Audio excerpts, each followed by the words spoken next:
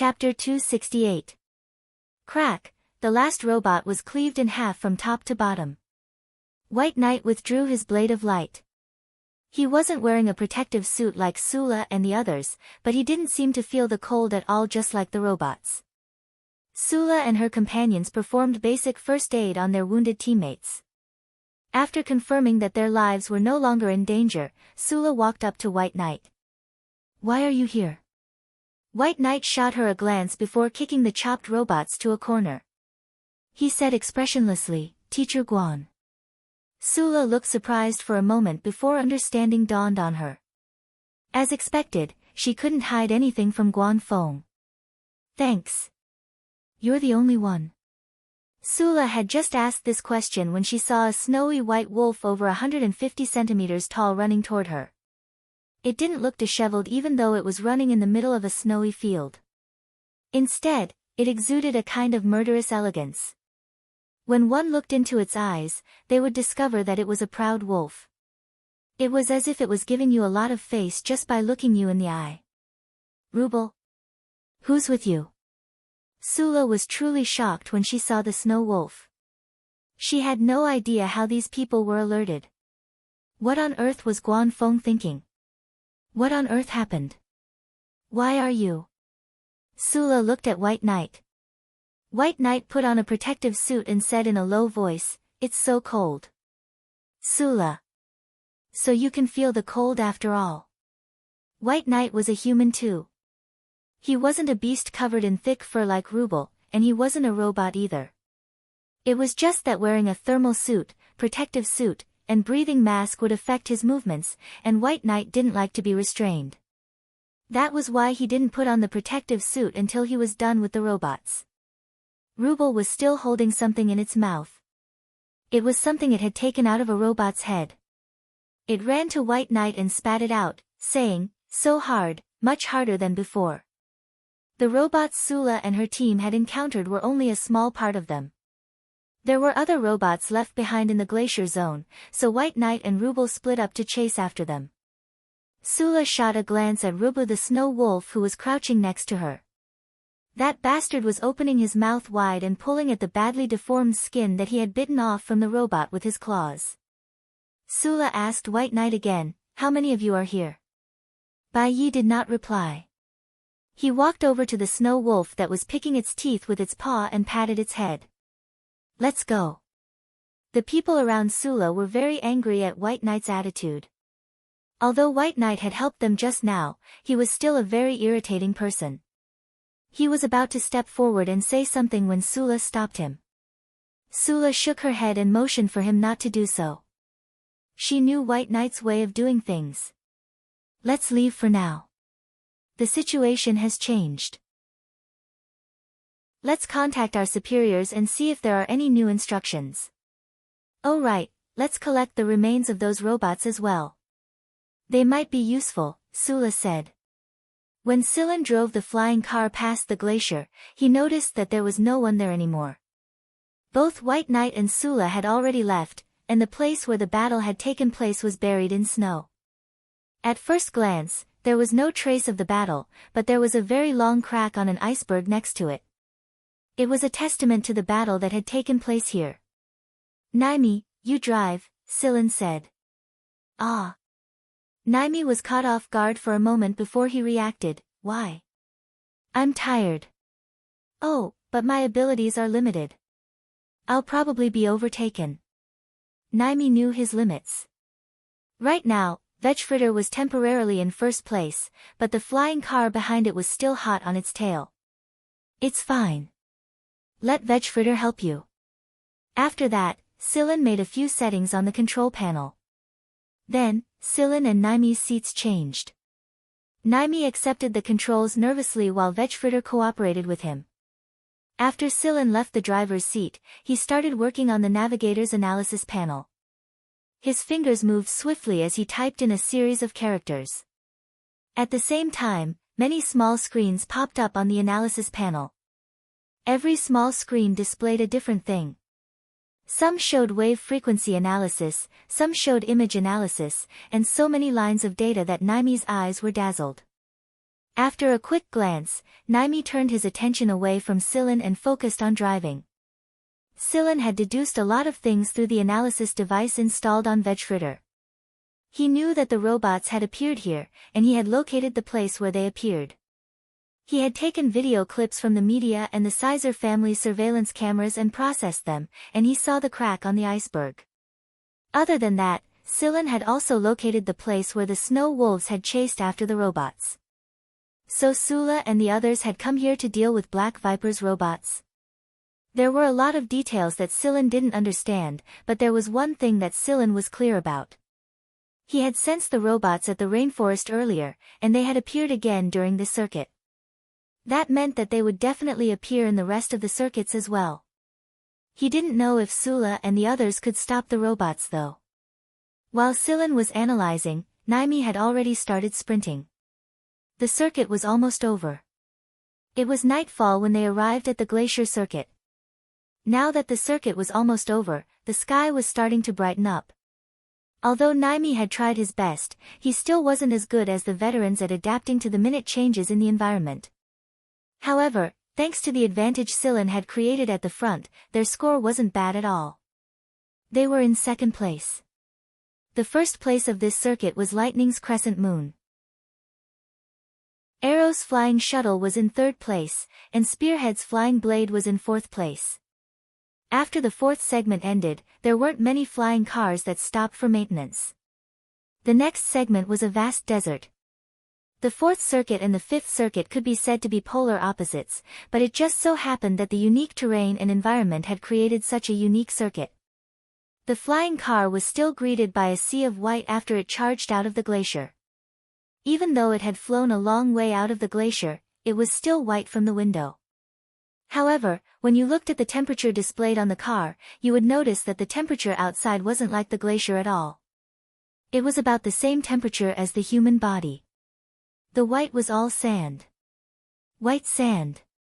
The white sand zone was a transition zone between the glacier and the desert.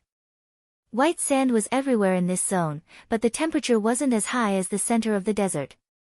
It could be said that the temperature here was comfortable, and the air humidity wasn't too low either. "Do you want to switch, Sillin?" Naimi asked. To be honest, although he had made a small mistake during the sprint and didn't get first place, Naimi's interest had been piqued. He really didn't want to switch at the moment. Being a racer was much more exciting than being a navigator. "No need. Continue." Sillin's words delighted Naimi. "Don't worry, I'll do my best." As they continued to fly, the white sand gradually turned into yellow sand. The temperature outside also rose sharply. It wasn't too bad inside the flying car since it had a thermostat, but it wouldn't take long before they turned into dried corpses. He couldn't help but sigh at the tenacity of the natural world. Sillin saw some animals moving through the sand on the car's display. They were so small, so tenacious, and they didn't rely on any machines. They relied on their own adaptability and ability to evolve. Sillin finally noticed an unusual ripple from the analysis screen. It was an unusual ripple that belonged to the robots. It was similar to machine language, but it was disrupted so he couldn't understand what it was trying to say. Sillin tried to locate it, but he discovered that he couldn't pinpoint its exact location. It could be the robot's own interference, or it could be someone else's interference. Either way, there were robots there. It was exactly because he had seen what those robots were capable of that Sillin wasn't in the mood to pay attention to the race at all. What was the point of racing if he was going to die? Fleck had seen Vegfritter's blueprints before, and Naimi was guarding Vegfritter while Sillin was assembling it. However, neither of them knew that Vegfritter was actually equipped with a very hidden weapon system. It was a relatively independent weapon system that was protected by multiple passwords. Right now, Sillin was activating this weapon system again. The weapon system wouldn't affect Naimi's driving much after it was activated, and he didn't even realize that another dangerous program had been activated on the flying car. Since Fleeka's materials were limited, and the production cost was also limited, the weapon system on Vegfritter couldn't really do anything to the robots. It could only buy them some time. Scylla still had some weapons in his ring, including the Purgatory Thunder Snake K and related bullets. He sucked in a deep breath. He couldn't place all his hopes on Sula and the others. Scylla had to plan a way out for himself.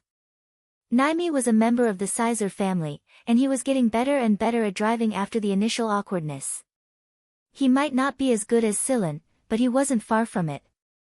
Coupled with Vegfritter's own smart controls, the 4 flying cars were still in the lead. To most people, this was already a miracle. An outdated car model, an eye-popping antique, Vegfritter, had shown enough and won enough recognition in the last 4 circuits. Of course, only those who knew the ropes would know that not everyone could drive a Vegfritter to this level. While Scylla was getting ready to deal with the robots, the abnormal fluctuations on one of the analysis screens suddenly stopped. It was as if the robots didn't exist at all. Scylla stared at the screen for 2 seconds. Then, he swiftly tapped on the other screens to analyze the abnormal fluctuations. In the end, he performed multiple comparisons between the analysis results on the screens, and the result he got was that the robots in the area he had circled earlier were really gone. There were some tiny mechanical fluctuations in other parts of the desert, but they were all far away from the core. Or rather, something must have happened to the robots in the area Scylla circled on the screen. They were either killed by Sula and the others, or someone else. The rest of the robots had fled into the distance. Who could it be? As he got closer and closer to the coordinates Scylla had circled, Scylla paid more and more attention to the changes in this area. He stared closely at the screens in front of him. If a mechanical fluctuation appeared on these screens, Scylla would have to respond immediately even if he had to forfeit the race. The good news was that he didn't detect any mechanical fluctuations here. Instead, there were signs of organic life. It wasn't a native species of the desert, but an alien species. However, because the other party had a jamming device, Scylla couldn't confirm who or what the other party was. That being said, Scylla wasn't as nervous as he was before. The other party had probably killed the robots. If it wasn't Sula and the others, then it was someone else. At the very least, it couldn't be an enemy force. The desert was filled with flying sand, and it was impossible to see what was going on outside through normal vision.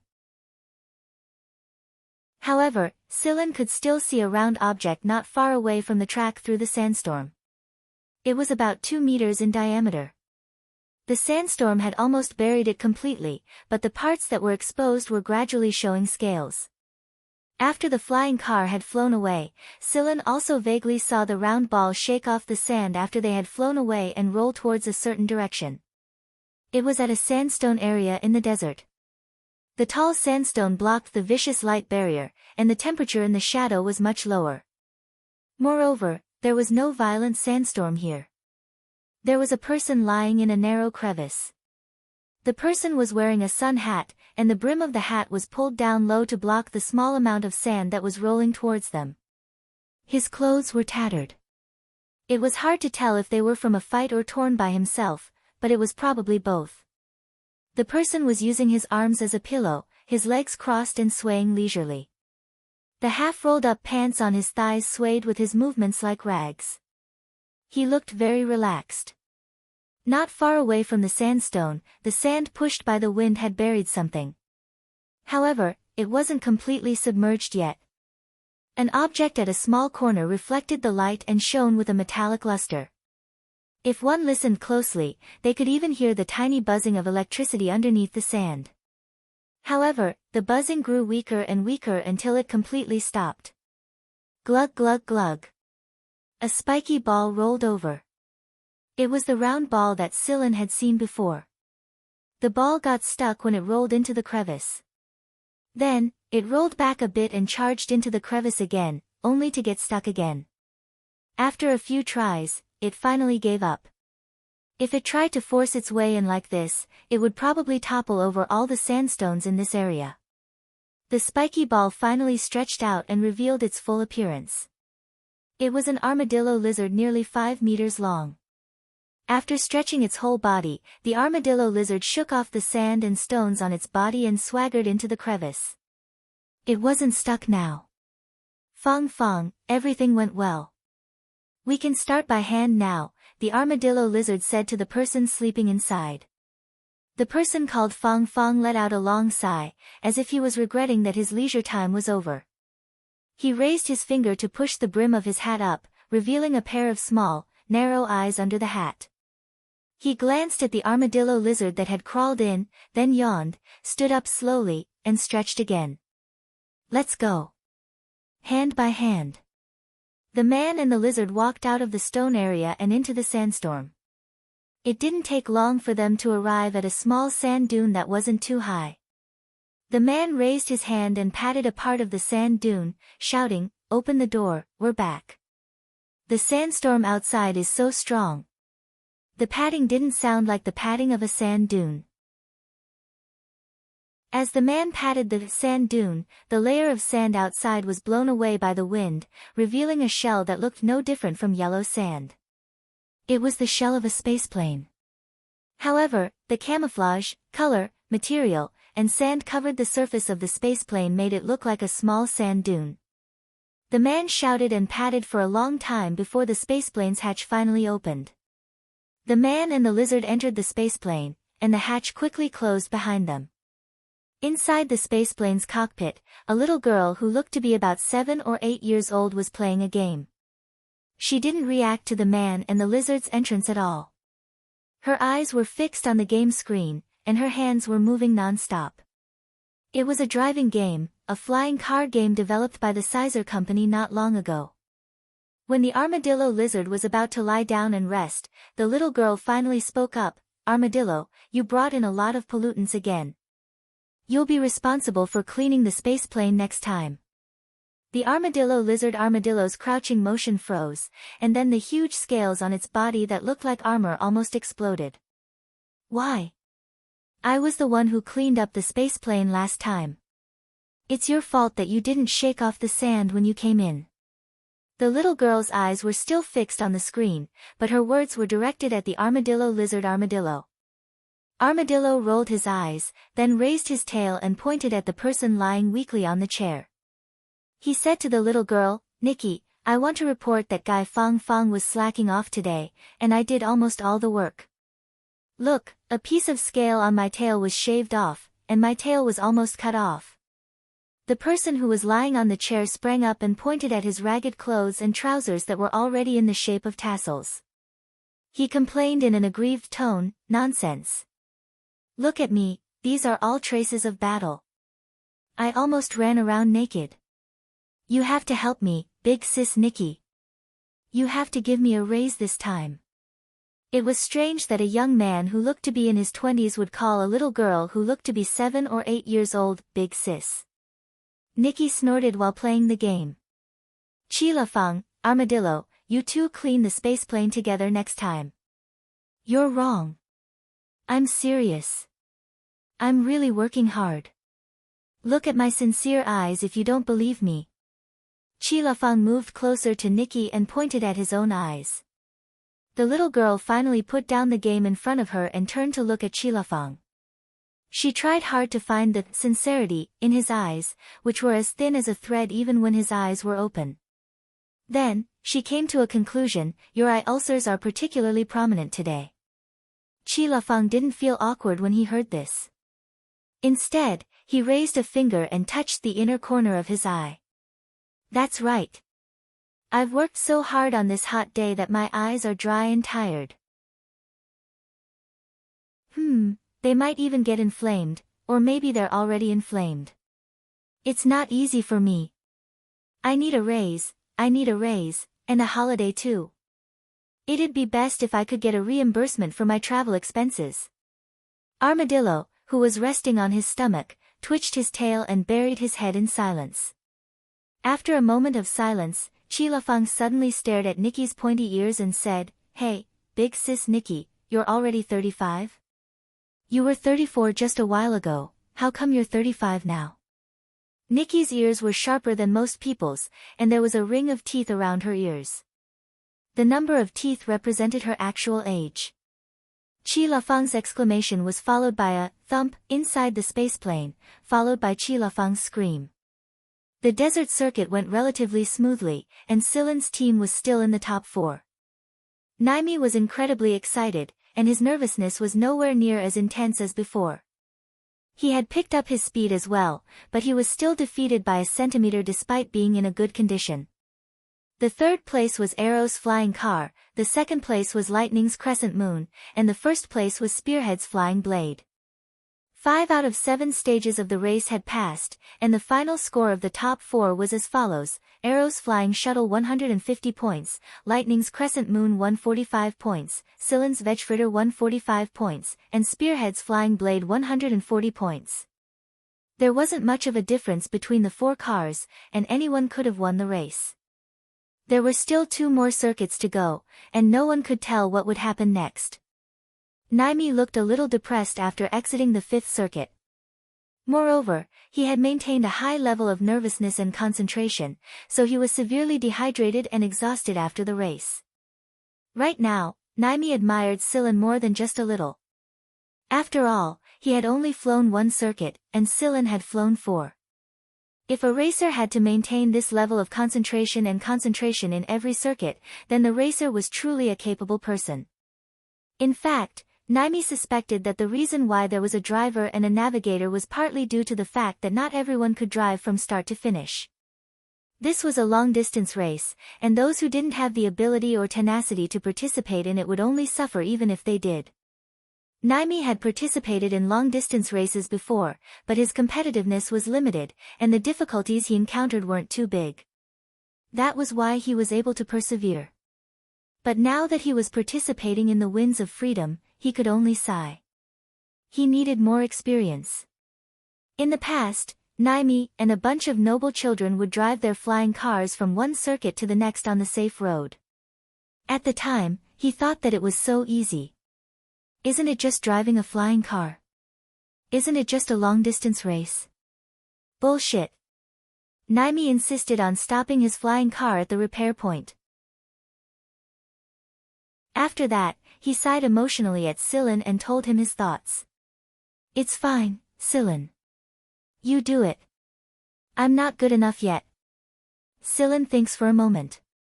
Alright, I'll take over from here. Silen and the others weren't the only ones who went to the repair point for repairs. Almost every flying car that had completed the 5th circuit had to go to the repair point for repairs. The 6th circuit was an underwater circuit, and it would be suicide to fly into the sea if something happened to a flying car. The rescue team wouldn't be able to arrive in time every time, so it was better to be safe than sorry. The repair point was where Spearhead's motorcade was. Since the top 4 cars were leading the pack, the other cars were still lagging behind a little. Tobia and the others hadn't arrived yet when the flying car arrived at the repair point. The person in charge of Spearhead's repair point was busy ordering people to perform an emergency repair on their flying car. Inside the car, Dagny, the current captain of Spearhead, was chatting with his navigator teammate. Something's wrong with that Vegfritter. It's still fast, but it doesn't give me the same thrilling feeling, the navigator said. Dagny nodded in agreement. Indeed, it's like it's a completely different person. Suddenly, both of them recalled that the navigator of that flying car was Naimi of the Sizer family. Naimi was young, but he had participated in many flying car races. He might not have participated in a big race like the Winds of Freedom, but at the very least he had the experience. Piloting a flying car wasn't a problem at all. So you're saying that the young master of the Sizer family, Naimi, is that it?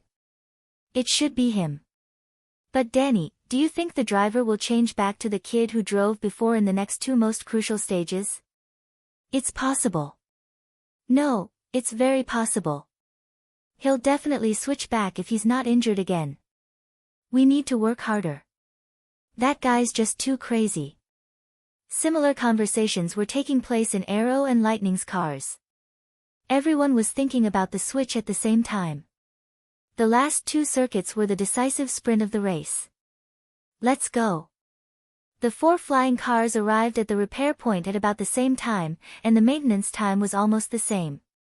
The only difference was that Naimi's car was a little behind the others, so he was a little behind when he was done with the repairs. But it was just a little. When the 4 flying cars left, there were still more flying cars that arrived one after another.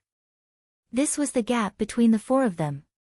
The cursor that drew the flight path extended diagonally from the cliff to the side and then disappeared into the sea. The 4 flying cars had already adjusted the parameters and relevant settings before entering the sea, so that the flying cars could move better in the sea. Vegfritter's scale-shaped propulsion system was also activated. However, it was in underwater mode right now, and its propeller had been switched to a different gear to greatly reduce the water's resistance. The most troublesome part of the journey was running into those big guys. Although they had cleaned up the area before the race, there was no telling if those big guys would come after them. Moreover, the flying cars weren't flying in the deep sea, so the chances of them running into those big guys weren't very high. Speaking of which, they had run into similar situations in the past. If they ran into those big guys in the sea, they couldn't fight them head-on. The only way to avoid them was to waste some time, and even if that time was very short, 1 second was more than enough for the flying car in front of them to leave them in the dust. The sea was beautiful. There weren't many industrial facilities on this planet, and there wasn't much man-made pollution. Coral reefs were everywhere, and all kinds of strange little fish and underwater animals looked very lively. The sea wasn't quiet at all. In fact, it was quite lively. Sillin didn't forget to look at the scenery in the sea while he was driving. For him, this kind of scenery always stirred up an uncontrollable emotion. Countless colorful underwater characters existed together, and the coral reefs looked like a carnival.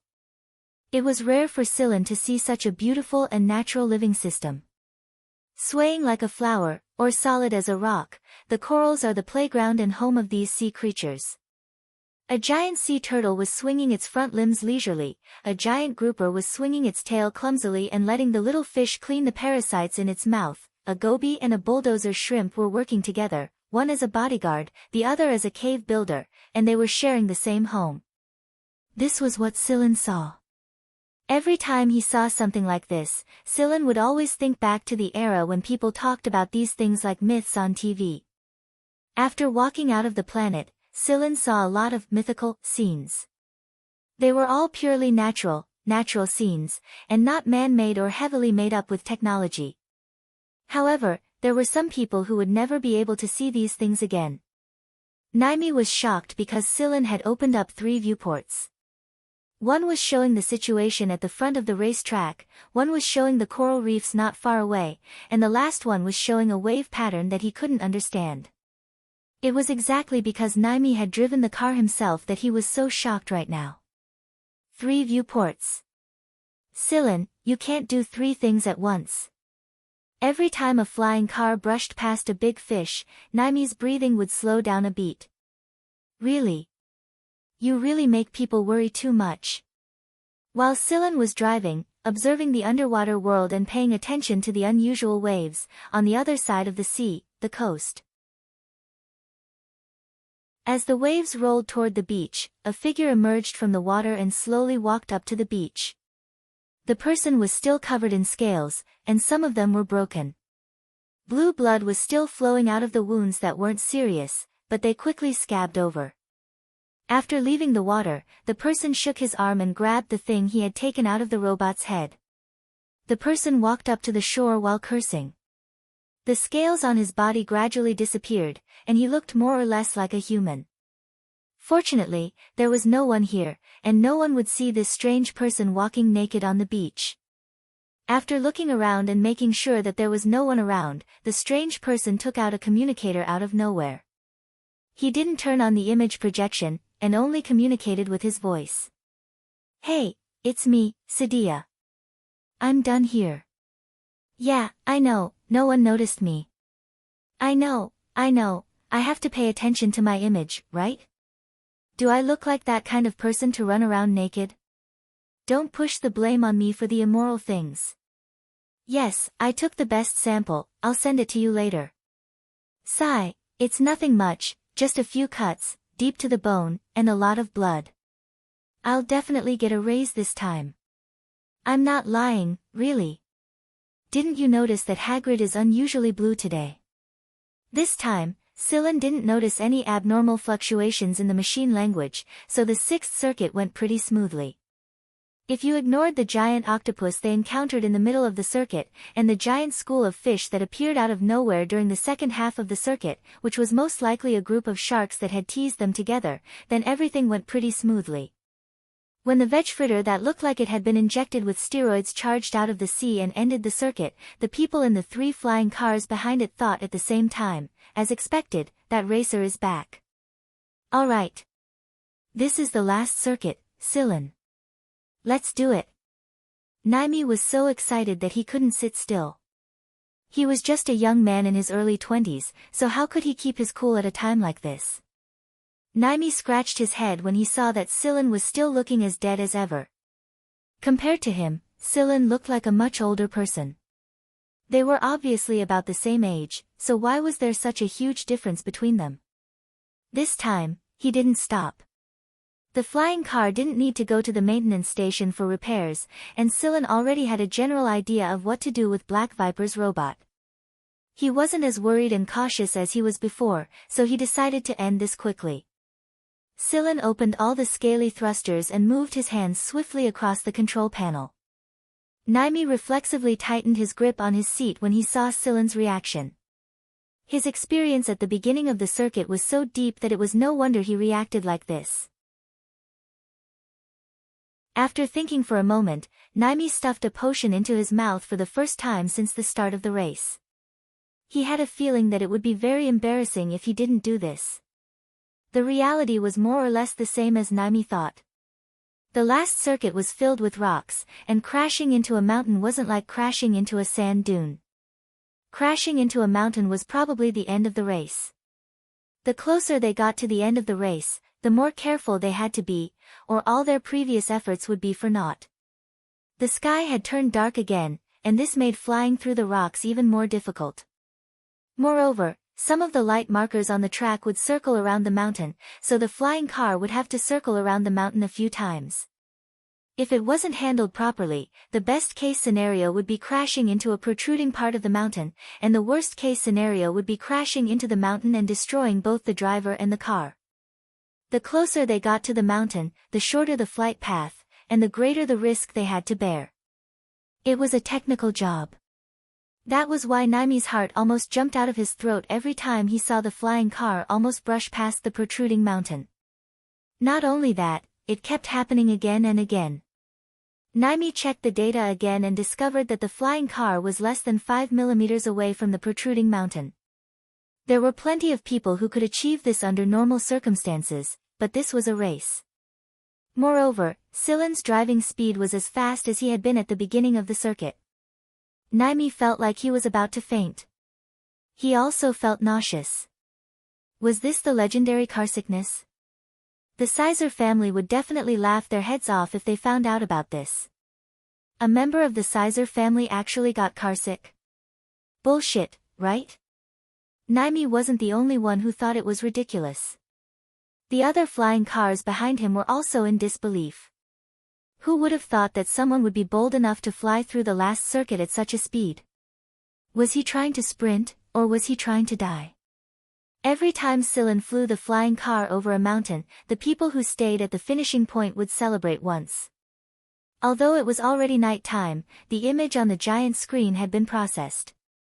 Every flying car was marked with an eye-catching fluorescent label, so everyone could see the silver fluorescent light that flashed by was the veg fritter.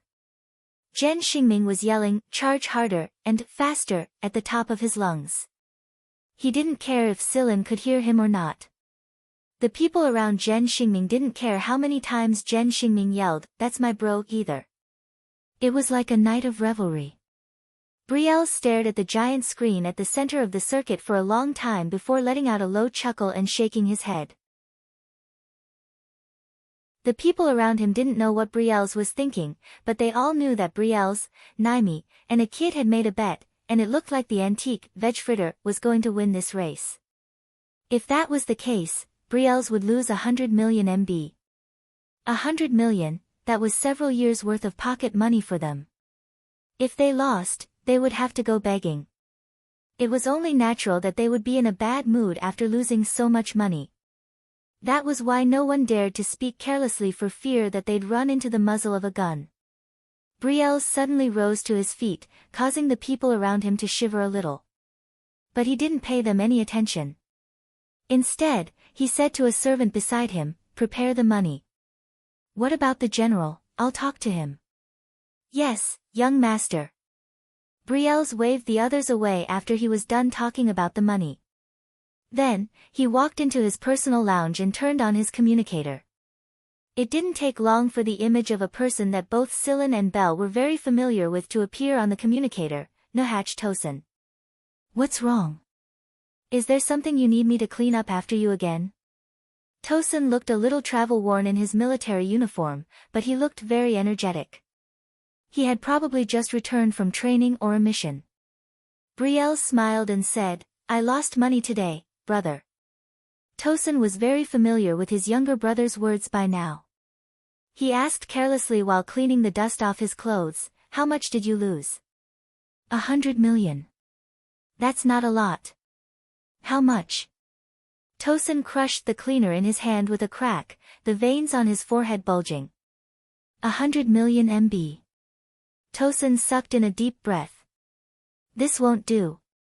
I really want to kill that little bastard right now."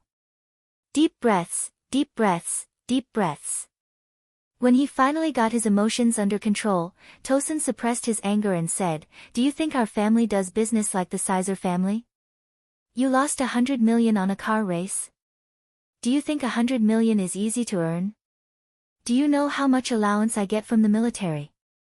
Do you know how much I get even if I'm a dangerous person? Do you know?" Tosin suddenly realized that something was wrong after he said a series of, "Do you know your brother? Do you know our father? Do you know our family?" In the past, the little bastard would have cut him off impatiently with a wave of his hand, but today, something was very, very wrong. Tosin looked at his younger brother carefully. Although it was only a video, it was enough to see Brielle's abnormality clearly. "Are you being bullied?" Tosin asked tentatively. Money was money, and it could be earned back after it was spent. However, being bullied was not an option. It was a matter of a man's dignity.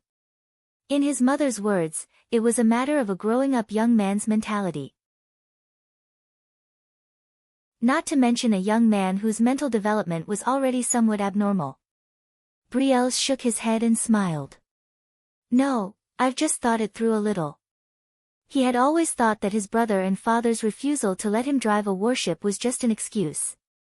Brielle's always thought that warships were warships, and flying cars were flying cars.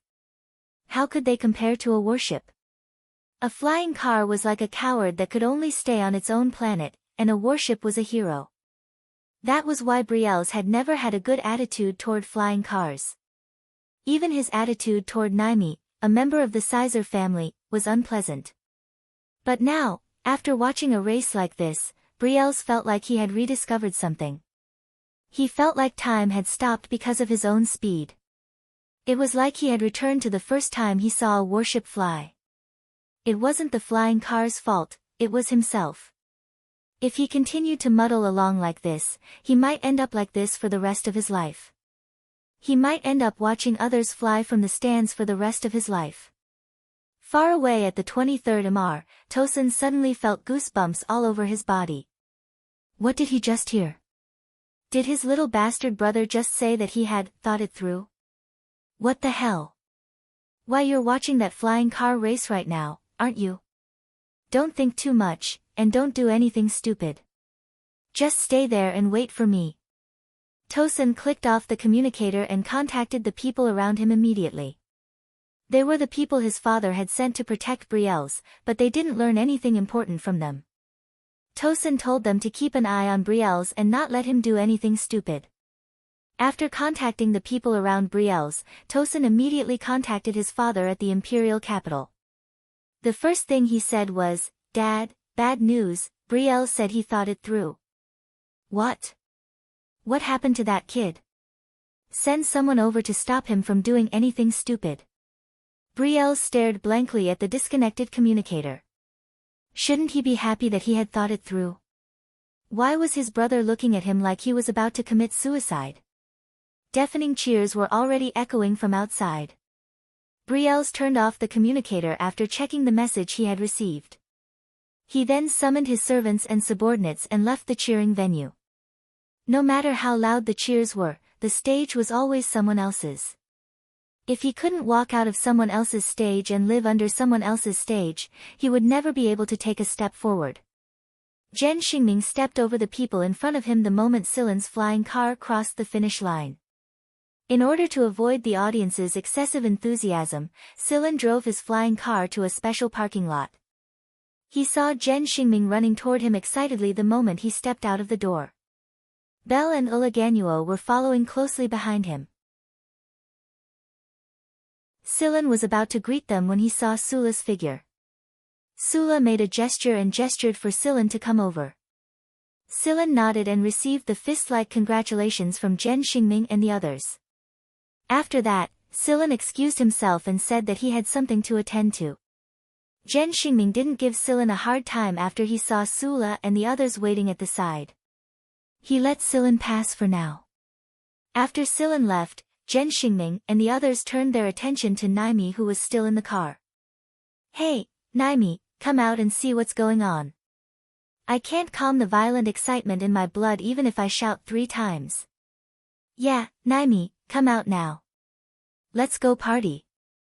Naimi, go receive your award, receive your award. Put on your shiny dress and go for a walk outside." Naimi looked up when he heard the chatter outside the car. His face was still a little pale, but he couldn't hide the excitement in his eyes. "I want to go party too, but my legs are numb after sitting in the car for so long. Let me catch my breath first. I'm not a robot like Silen." It wasn't that his legs were numb, but his legs were weak. However, Naimi couldn't say it out loud. The numbness in his scalp reminded him of the thrilling feeling of escaping from between the teeth of the devil in the stories.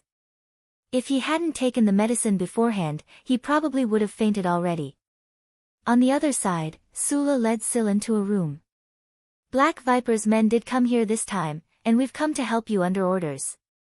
However, the one who truly helped you is your teacher, Guan Feng." Silen saw a couple of unfamiliar faces and 2 animals when he pushed open the door.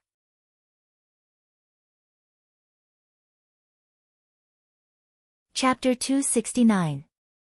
The first thing Silen saw when he pushed open the door was a white-haired man staring at the screen of a receiver in his hand. The receiver was playing the live stream of the race. A young man in tattered clothes was sleeping on a couch. Another young man was rocking his head back and forth while listening to some unknown song on his headphones. There was also a little girl who was completely absorbed in her game.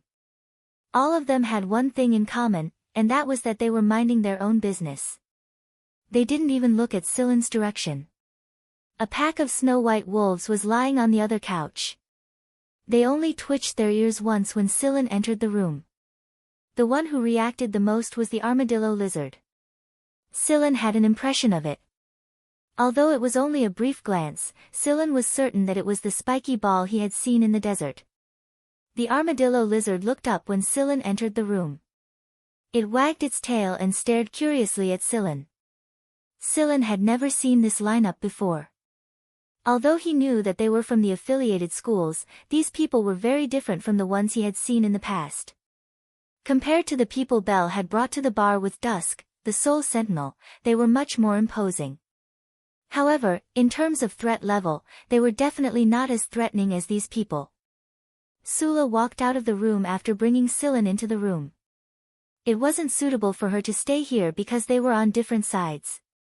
If she stayed here, White Knight and the others wouldn't say a word. As expected, White Knight moved his gaze away from Silen after Sula walked out of the room. He seemed to be confirming the authenticity of his target, and not looking at a person.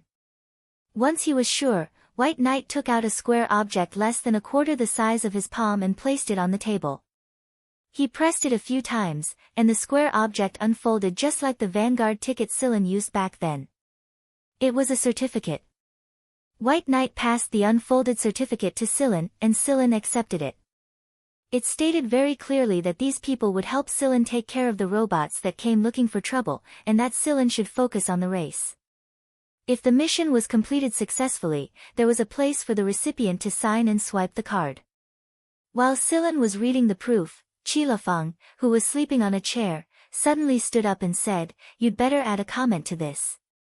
Just say that we're not afraid of death, we're extraordinary, we've accomplished our mission beautifully, and we deserve a pay raise." Sadia had stopped listening to the music and moved closer to Qin Lai. Yes, you must state that we deserve a reward." Sadia had stopped listening to music and moved closer to Qin Lai. "Yes, we deserve a reward. You couldn't use any other pen on the certificate. You could only use your finger. There was a sensor in the certificate. You could just move your finger and sign it. If you wanted to leave a message, you could also write it with your finger." After signing his name, Silen wrote, "Worthy of reward," in the evaluation column. Qilafeng and Sadia were so happy they couldn't close their mouths. After he was done, Silen took out his affiliated school student ID and waved it at the card swipe area. A beep later, the ID came into effect. "It's done." Qilafeng took the certificate and shrank it back into its small form. He carefully put it away like a precious treasure. This was an important proof that he deserved a raise. "Since we're done here, it's time for us to go back. We'll talk again next time." Sadia patted Silen's shoulder before moving closer to Qilafeng and whispering something. Either way, the two of them were grinning like scoundrels. They were probably discussing how to spend the money after the raise. White Knight also rose to his feet. Before he left, he said to Silen, "Teacher Guan wants you to meet him at his house after you're done here." "All right. Thank you. No need." Without another word, White Knight, Qilafeng, and the others left with the two animals. They completely ignored Sula and the others who were standing outside. After White Knight and the others were gone, Silen asked Sula, "Are they the ones who stayed behind?" Most of the students in the affiliated schools would join different factions while they were still in school. They would have their own direction after they officially graduated, and some of them would be pulled into the RAS. Even the RAS's affiliated schools didn't completely belong to the RAS. Other than these people, there were also very few people who chose to stay behind instead of joining other factions. They had a fixed salary from the affiliated schools, and they had many ways to earn extra income. This incident was one of them. Sula nodded. "It is them. I didn't think that Teacher Guan would send them here. It looks like the situation is much more serious than we thought." Sula had a lot of questions about this matter that she couldn't get answers to even now. She couldn't get answers from the robots, and she couldn't get answers from White Knight and the others either. Not all the people who stayed behind were tight-lipped, but White Knight and the others were notoriously difficult to deal with. Even though they had graduated a few years ago, the instructors still couldn't help but curse them when they were mentioned. It was a love-hate relationship. Sula introduced White Knight and the others to Silen, and told him that Zhen Liao had sent them here. At first, they only received a small amount of information and weren't sure. That was why they were sent here just in case. Now it seemed that there were a lot of things that even Zhen Liao didn't know. Those robots seemed to have been upgraded again. The core protection of their brains was harder, and the robots were more cunning. They had all evaded the RAS's newest defense net and detectors, but the RAS was still one step too slow. Even now, Sula couldn't confirm how many robots were left on this planet. Judging from the robots' abilities, they definitely had a chance to take Silen away if their target was Silen. But why didn't they do anything? Why did they give her and White Knight more time to intervene? It was fine if she couldn't figure it out. After all, Sula was just an executor herself. She should leave the brainstorming to her superiors. Zhen Xingming was already urging Silen to go over. The awards ceremony was about to begin, and Silen had to go. "Please take care of things here as soon as possible.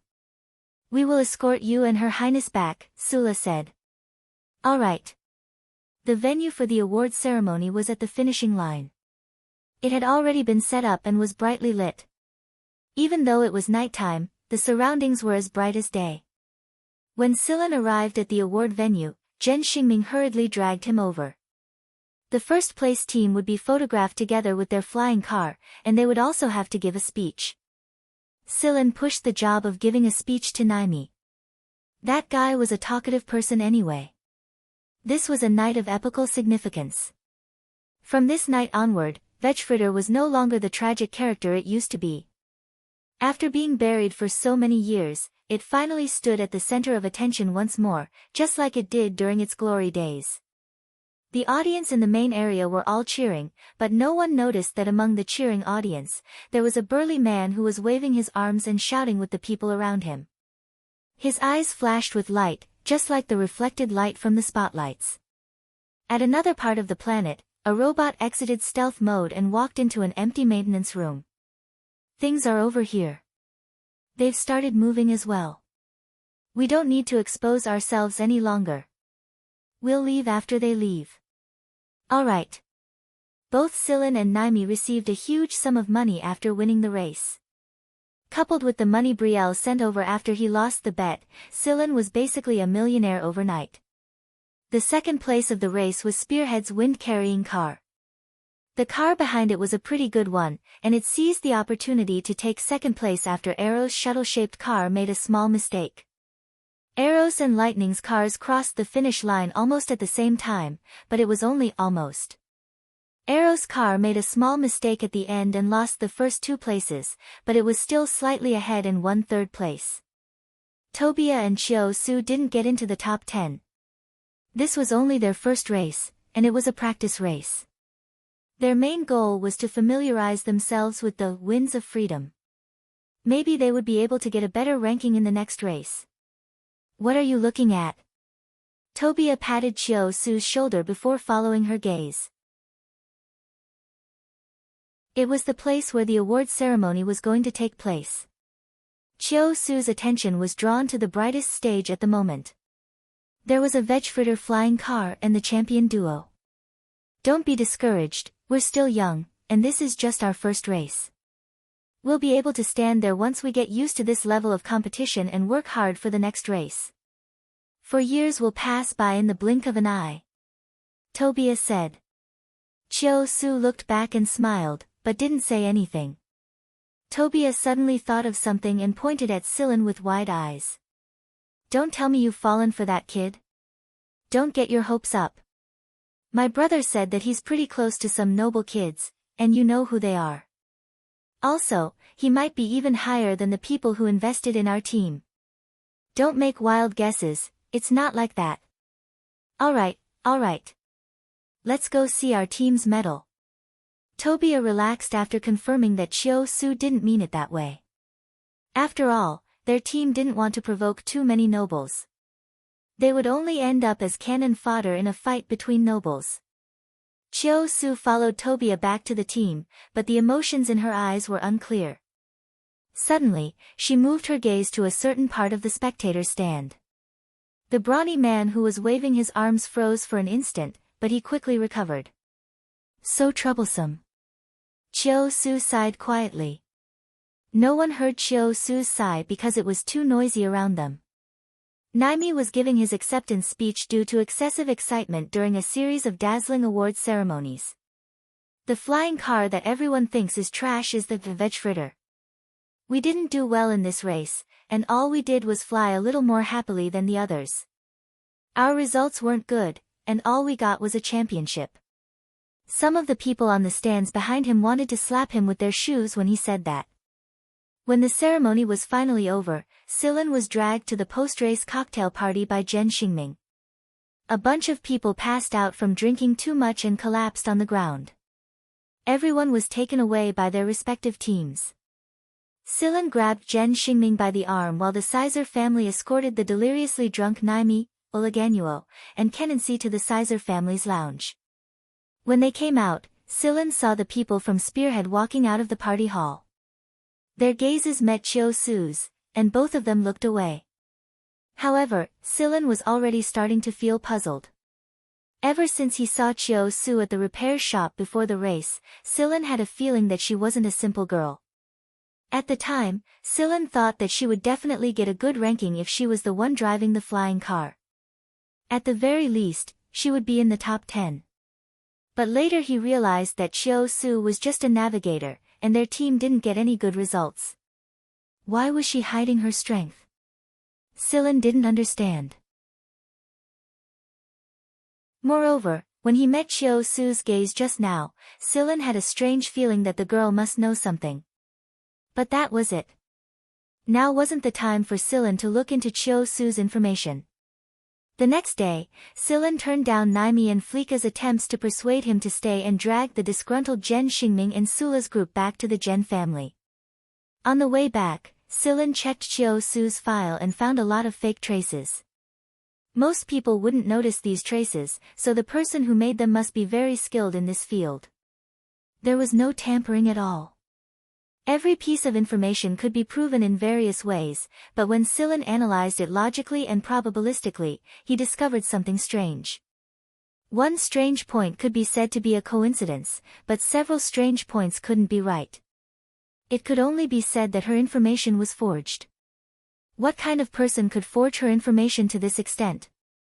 They didn't look like Black Viper, but Sillin had a feeling that there was some kind of connection between them. It was Sillin's intuition. An intuition without any proof. Sillin had been thinking about Black Viper and Chiu Su all along the way. He didn't succeed in contacting Guan Feng either. Guan Feng had set up the auto-response system to reply to him every time. He didn't know what he was doing, but he heard that the Purgatory Thunder Snake S-class was almost done. He was probably still working on it. When Sillin walked into Jenya's courtyard, he immediately saw the big guy inside. He couldn't help but notice it because it was just too eye-catching. That's the egg. Sillin pointed at the 50-meter-long guy in the courtyard. Right now, the big guy's mouth was open, and Hui Mao was ordering the servants to brush its tongue and teeth. The servants seemed to have gotten used to it by now. They weren't afraid of standing in the big guy's mouth and brushing its teeth. They even talked to it while brushing its teeth. Seeing that Sillin had returned, Hui Mao ran over with a smug catwalk and showed off, "Look, my pet. What do you think?" Sillin looked at the big fellow whose mouth was open but eyes were rolling in their direction and said, "This guy's appetite is pretty big, isn't it? Otherwise, how could he grow so crazily as if he was injected with hormones?" "It is, but second grandpa said it's nothing." Hui Mao flicked his ears and said, "Second grandpa? How dare you call him that?" "Oh right, I've thought of a new name for it, blue skin. It's because its skin is blue." Hui Mao jumped onto Sillin's shoulder and asked urgently, "What do you think of the name?" "I guess I'll just have to make do with it for now." Poor Blue Skin's name was made do, just like that. Sillin explained the general situation of the flying car race to Jenya. He had covered most of the small details, but he was sure that Jenya knew more or less about Sula's movements. That was why Sillin avoided the important details and focused on the trivial ones. "What? There's a prize? How much?" Huimao's eyes shone brightly as he slapped Sillin with his paw. Sillin ignored Huimao's paw and pinched the back of its neck. He told Jenya that he was going back to his room to rest and left the yard, leaving Blue Skin to play with the servants who were brushing their teeth. "Any news?" Sillin asked Hui Mao after he returned to his room. "No, we didn't get much useful information here.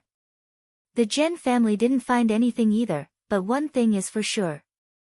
Those robots are definitely doing something." Sillin fell silent for a moment. "Come with me to meet Teacher Guan tomorrow." "For what?" Hui Mao wasn't very willing. "I have business with him." "Don't go if you don't want to." "Then let's go. We've stayed here long enough. It's time to go for a walk." In reality, Hui Mao was only concerned about the money in Sillin's pocket. He could also buy some fish biscuits on the way. "All right, let's go to AF1 tomorrow. I'll go make some arrangements first." He still had to tell the servants to feed the pets on time. Jenya didn't say anything about Sillin leaving as soon as he came back. There was still work to be done at the affiliated school, and Sillin couldn't stay here forever. Blue Skin was very reluctant to part with Huimao, but Huimao became much more obedient after giving it a few paws. "Be a good boy and stay at home. We'll bring you some food when we come back," said Sillin. "Blue Skin, meow," Sillin. Slapping Blue Skin's head, Sillin said, "You're a sea beast, not a cat." Sillin brought the gray cat with him to AF1. The Zhen family was there to escort him there. As for Zhen Xingming and the others, they were still skipping classes. They wouldn't go to the affiliated school to listen to the teachers even if they were bored. It hadn't been long since he left AF1, but Sillin's feelings were noticeably different after he returned. Maybe it was because he had vented some of his frustrations, or maybe it was because he felt a lot more relaxed after experiencing the extreme speed of the flying car race. Most people who came to AF1 for the first time would think that the pace of life here was fast and busy. But Sillin didn't feel nervous at all. He didn't feel nervous at all. He was a lot more nervous than he was during a race. He drove the flying car to Guan Feng's house at the school's speed limit and parked in the yard. Sillin felt that something was wrong the moment he entered the yard. It was the same scenery as before, but there wasn't any sign of human presence. Was Guan Feng still at the research lab? Didn't White Knight tell him to look for him at Guan Feng's house? The door opened on its own after Sillin swiped his student ID, and Sillin walked inside. The house was empty, and the fish in the fish tank were still swimming happily.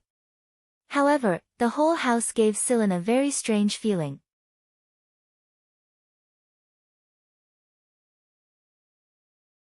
Chapter 270. Guan Feng liked to cook his own food, so there were a couple of kitchens in his house. But judging from the state of the kitchens, all the machines had stopped working.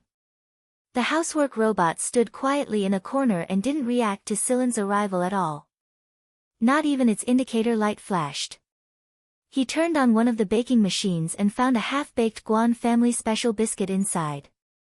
The furnishings in the other places were all fine, just as he remembered. There was no mess, no traces of fighting. Sillin went upstairs to take a look.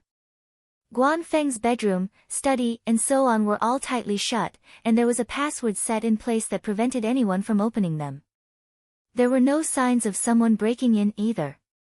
It was almost as if Guan Feng had vanished into thin air.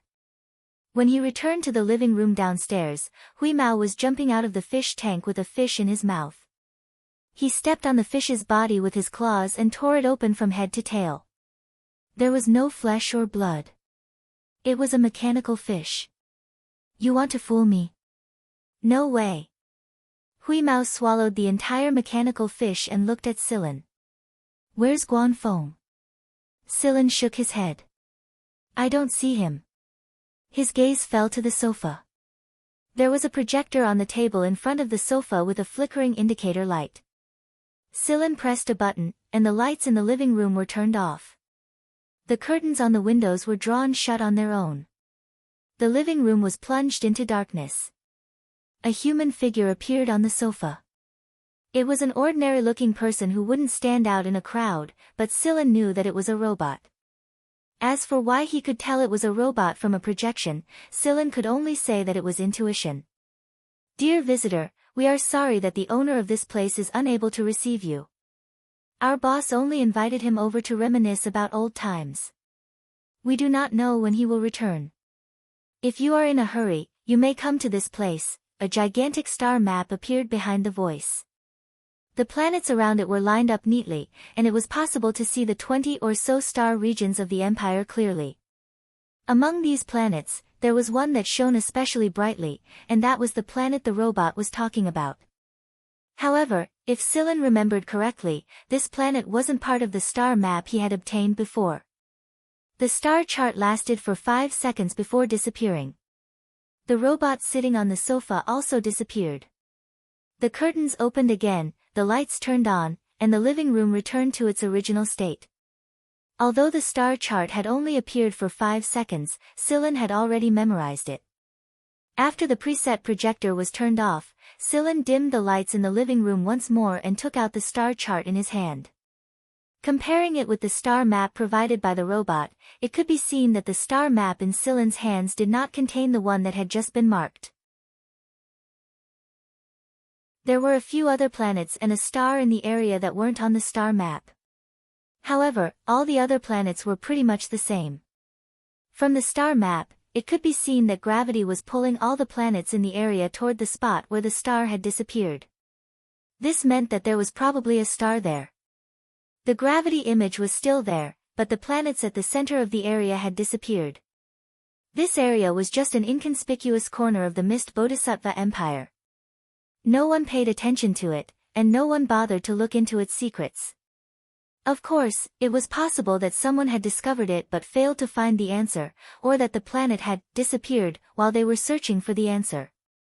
Most of the people in the Mist Bodhisattva Empire who possessed a star map of the entire empire had the exact same star map as the one in Silen's possession. There was no planet marked on the map at all. This meant that someone had erased all the records and star map traces of this planet and every planet around it. Only the Mist Bodhisattva Empire's upper echelons were capable of such a thing. But who was it? Why would they do such a thing? Was it Black Viper's spy? Silen didn't know, and he couldn't guess. He knew too little about the Mist Bodhisattva Empire. Right now, Silen wasn't involved in the games between the upper echelons and the secret squabbles, and he didn't want to get involved either. However, Guan Feng's incident had given Silen another idea. Silen sat on the sofa and thought quietly. Hui Mao didn't disturb him, so he strolled around the living room out of boredom before sneaking into Guan Feng's kitchen to eat some biscuits. Not long later. Oh my meow. Silen's thoughts were interrupted by a strange, muffled sound that sounded like a cat being locked in a jar. What's wrong with you now? Exasperated, Silen got up and went to the kitchen. The first thing he saw when he entered was a furry but wagging its tail. Hui Mao had stuck his head into a biscuit-making machine and was trying his best to pull it out. You're stuck. Silen walked over and helped him pull it out. Hey, wait, don't pull it, I'm stuck. Hui Mao yelled from inside. Can't you transform into another form? Just as Silen was speaking, he was stopped by a click that came from inside. Then, a few more clicks followed. After a couple more cracking sounds, Hui Mao finally came out with a face full of green biscuit crumbs and a round cylinder. This is the best I can take out. There's another box inside, so I can't take it out. Hui Mao licked his paws and wiped his face. There was another world under the biscuit-making machine. Hui Mao had discovered that there was something under the biscuit-making machine while he was eating, so he bit through the biscuit-making machine and tried to take out what was inside. Who knew that it would be so hard to take out? Silen held the small cylinder and gave it a look. He didn't know what was inside, and it would take some effort to open the cylinder. Right now, Silen didn't deal with the cylinder immediately. Instead, he looked through the broken bottom of the biscuit machine and looked at the box he hadn't taken out yet. Although it wasn't good to destroy something like this without Guan Feng's permission, they were in a critical situation right now. Silen took out his tools and dismantled the composite kitchenware. Then, he took out the box inside. Just like the cylinder, the box was protected with a password and couldn't be opened immediately. What's inside? Silen looked at Hui Mao. I don't know. The outer shell is made of a special material, so I can't see what's inside. Hui Mao bit into another biscuit. You might get diarrhea if you eat these half-raw biscuits. I won't. It's not like I haven't eaten them before. Up to you. Come over and decipher the password when you're full. Silen picked up his tools again and reassembled the disassembled kitchenware. After eating the biscuit, Hui Mao cooperated with him and started deciphering the two items' passwords. He deciphered the cylinder first, and when he was done, the front of the cylinder opened up to reveal a blueprint. It was the blueprint of the Purgatory Thunder Snake S. I think I've seen something secret. Silen could more or less guess what was inside the box after he stuffed the blueprint back into the cylinder. Just as Silen expected, the box contained the Purgatory Thunder Snake S. The white body of the spear made people feel a sense of coldness, pure and cold. The muzzle of the gun was hexagonal. Sillin thinks that it was a snowflake. There was a purgatory thunder snake insignia and an S symbol on the gun. Guan Feng actually designed it in such a short time. Guan Feng was the only person who could put such a precious gun under the biscuit machine in the kitchen. Of course, no one would have thought that Guan Feng would leave the priceless Purgatory Thunder Snake S in a place like this. However, this also made Sillin realize a problem. Guan Feng didn't even take the Purgatory Thunder Snake S with him. Did he leave in a hurry? Or did he not have a chance? Or did he not want Black Viper to know about this at all? Sillin put away the cylinder and box and sat down on the sofa in the living room. What should he do next? Hui Mao rubbed his belly on the sofa and yawned in boredom. Suddenly, his ears twitched and he looked outside the door. Beep, the door opened, and a person walked in. It was a familiar face. Sillin had seen him not long ago. White Knight. Sillin looked at White Knight in puzzlement. Guan Feng must have set up an entry requirement for this place. Sillin was allowed in because he was Guan Feng's student, but what about White Knight? How did he get in? White Knight wasn't surprised to see Sillin here. He looked around before staying on top of the fish tank. One of the fish was missing. There was a mechanical fish inside. It's been taken care of, Sillin explained. I know. I've been here before, but I didn't take care of it. White Knight walked over to the sofa and sat down. Snow Wolf Rubu followed him into the room. The wolf and cat immediately faced off against each other the moment they entered the room. Hui Mao had just rubbed his belly on the sofa, leaving only the small sofa on the opposite side untouched. White Knight had already sat down on the small sofa. Rubu wanted to lie down on the sofa, but the cat's smell irritated him the moment he smelled it. It was as if this place already belonged to someone. Hui Mao didn't feel embarrassed at all.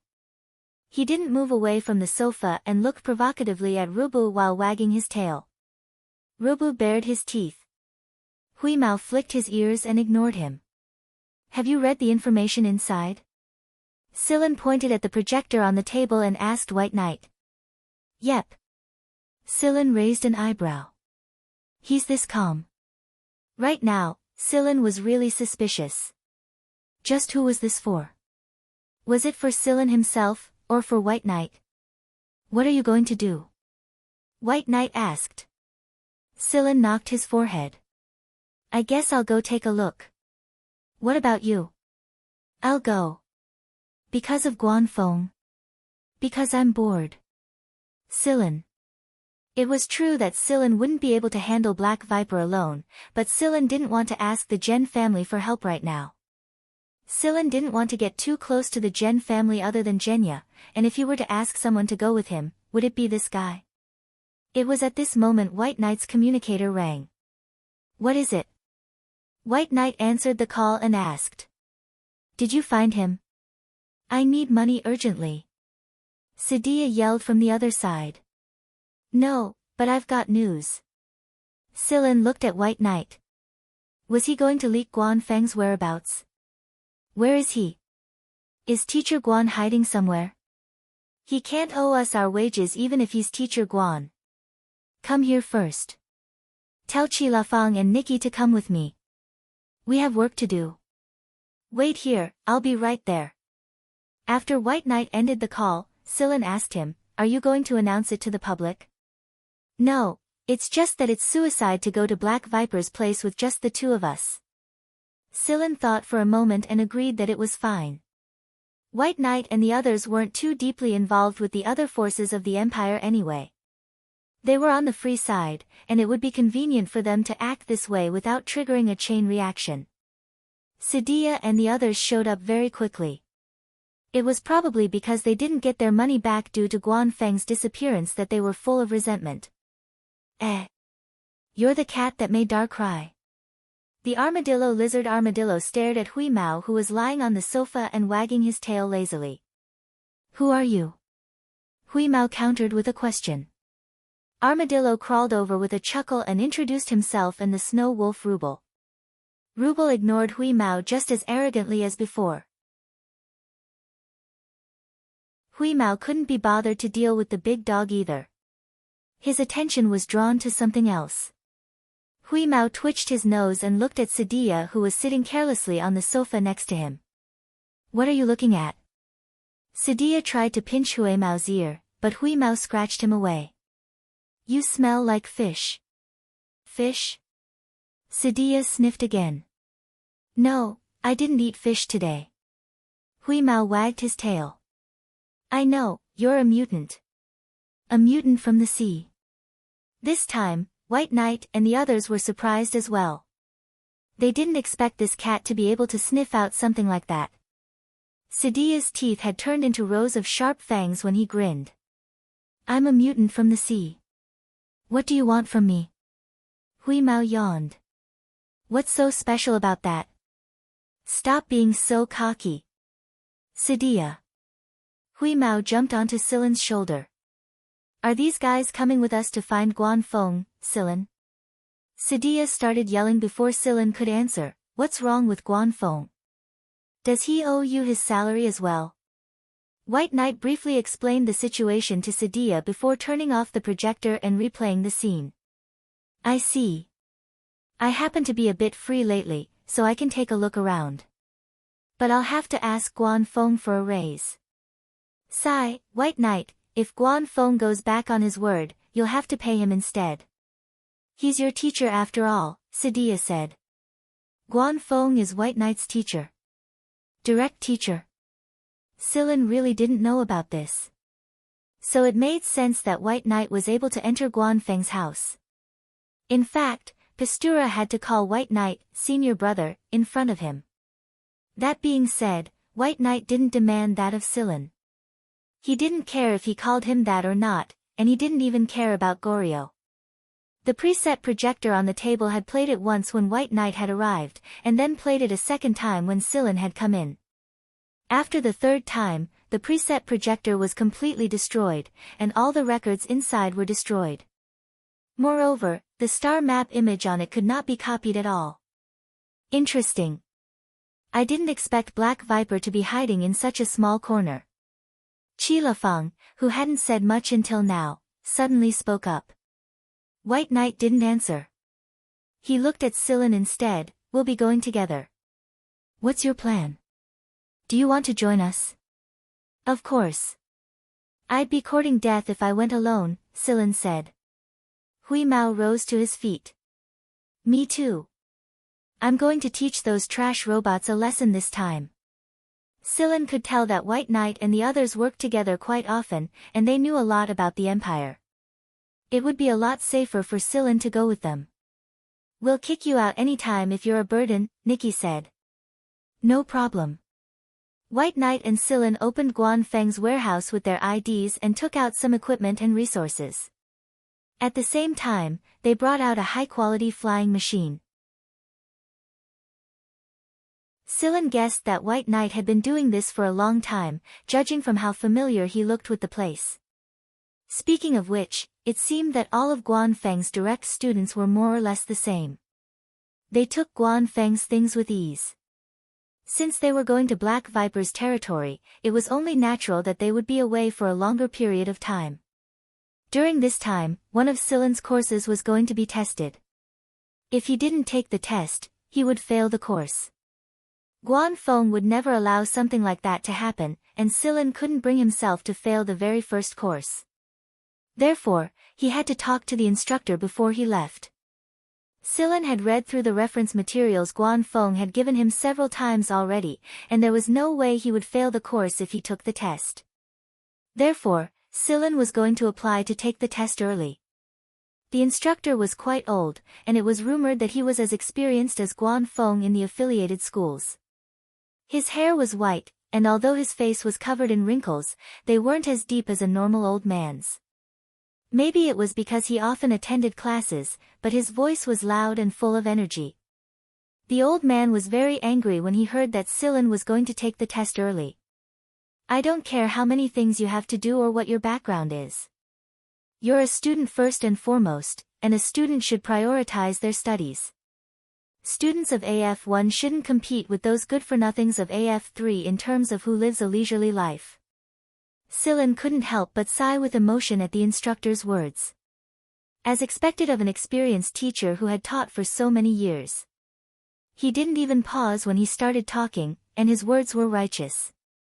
As an experienced educator and one of the few academicians of the Royal Academy of Sciences who had given more than 100 lectures, he never ran out of things to say. After enduring the old teacher's scolding that lasted for 2 hours without a single pause or repetition, Sillin finally got his wish to take the early test. The old teacher supervised the entire process to prevent Sillin from committing any fraud. Moreover, the difficulty of the pre-test questions was on the high side, but it was still acceptable to Sillin. He completed the questions without a hitch, and only one extended question took up a bit of time. The old instructor gave Sillin a mental score every time he tried to answer a question. When Sillin was done with the question, his total score was out as well. He didn't give Sillin any face at all. After a snort, he waved his hand and dismissed Sillin. He passed the test, didn't he? Sillin left the old instructor's place after he was done with this big problem. After Sillin left, the discontent on the old instructor's face turned into helplessness. What a troublesome matter. What the hell are you guys doing? There's nothing we can do about it. A young man walked out of one of the rooms in the old instructor's house. Do whatever you want. I'm too old to get involved. The old instructor walked toward the study with Sillin's test questions in hand. When he passed by the young man, he paused for a moment and said, "Don't go too far." "I know, don't worry."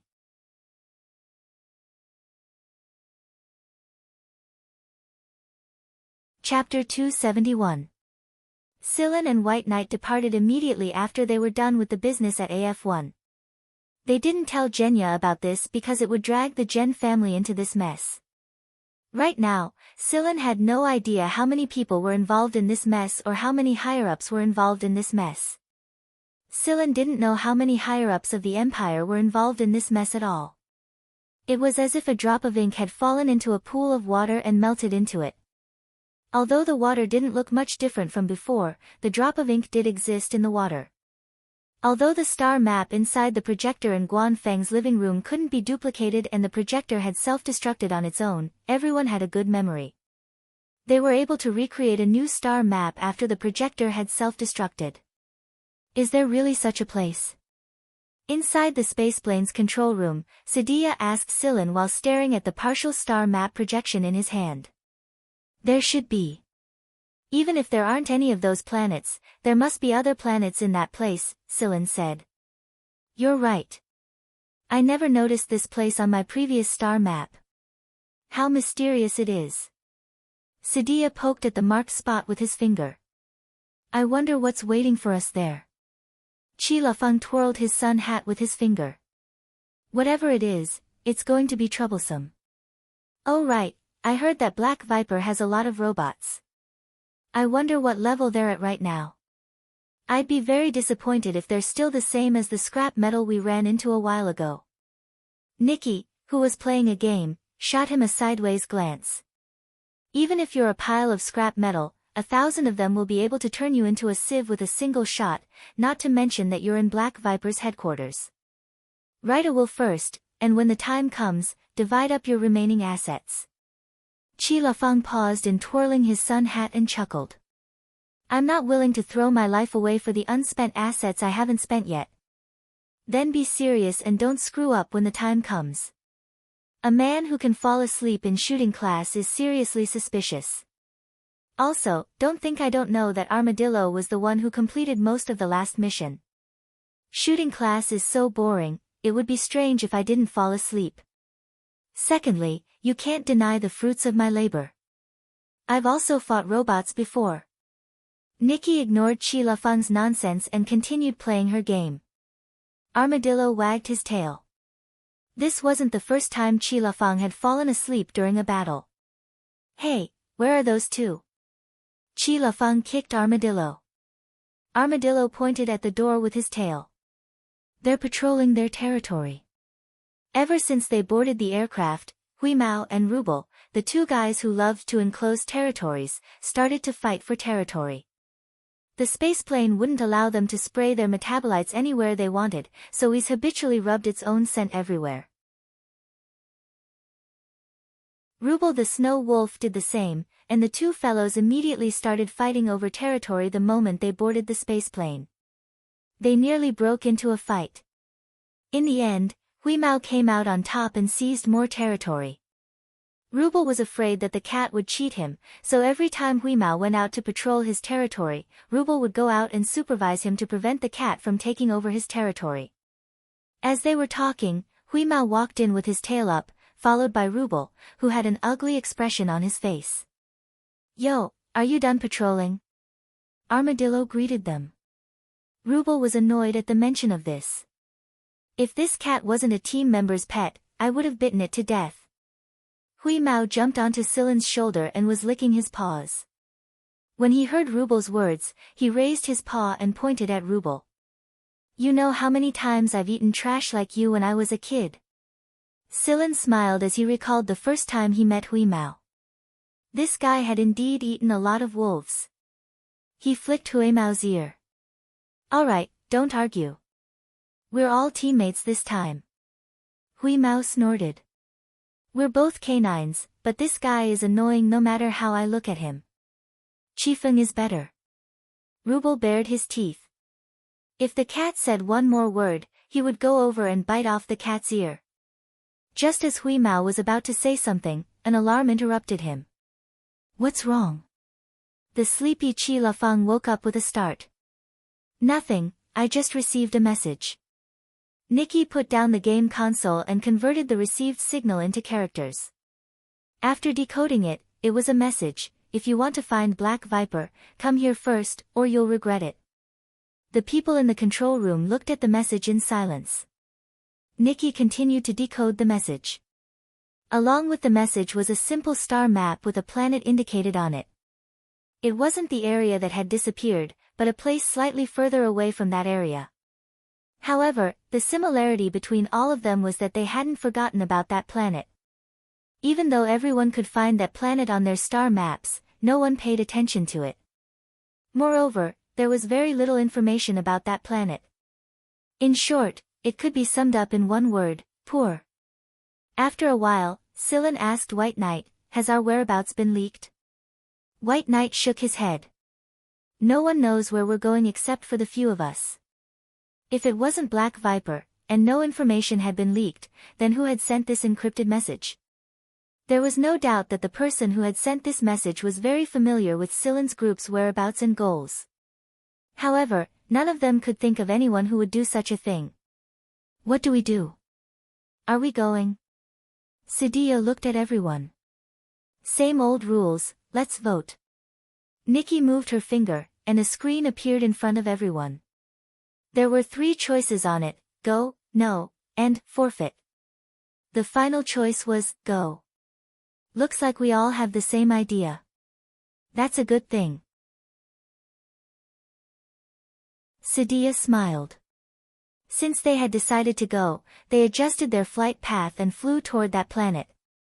Everyone had been searching for information about that planet before they arrived, but the strange thing was that the results were all the same. However, the information was also quite limited, which made it even stranger.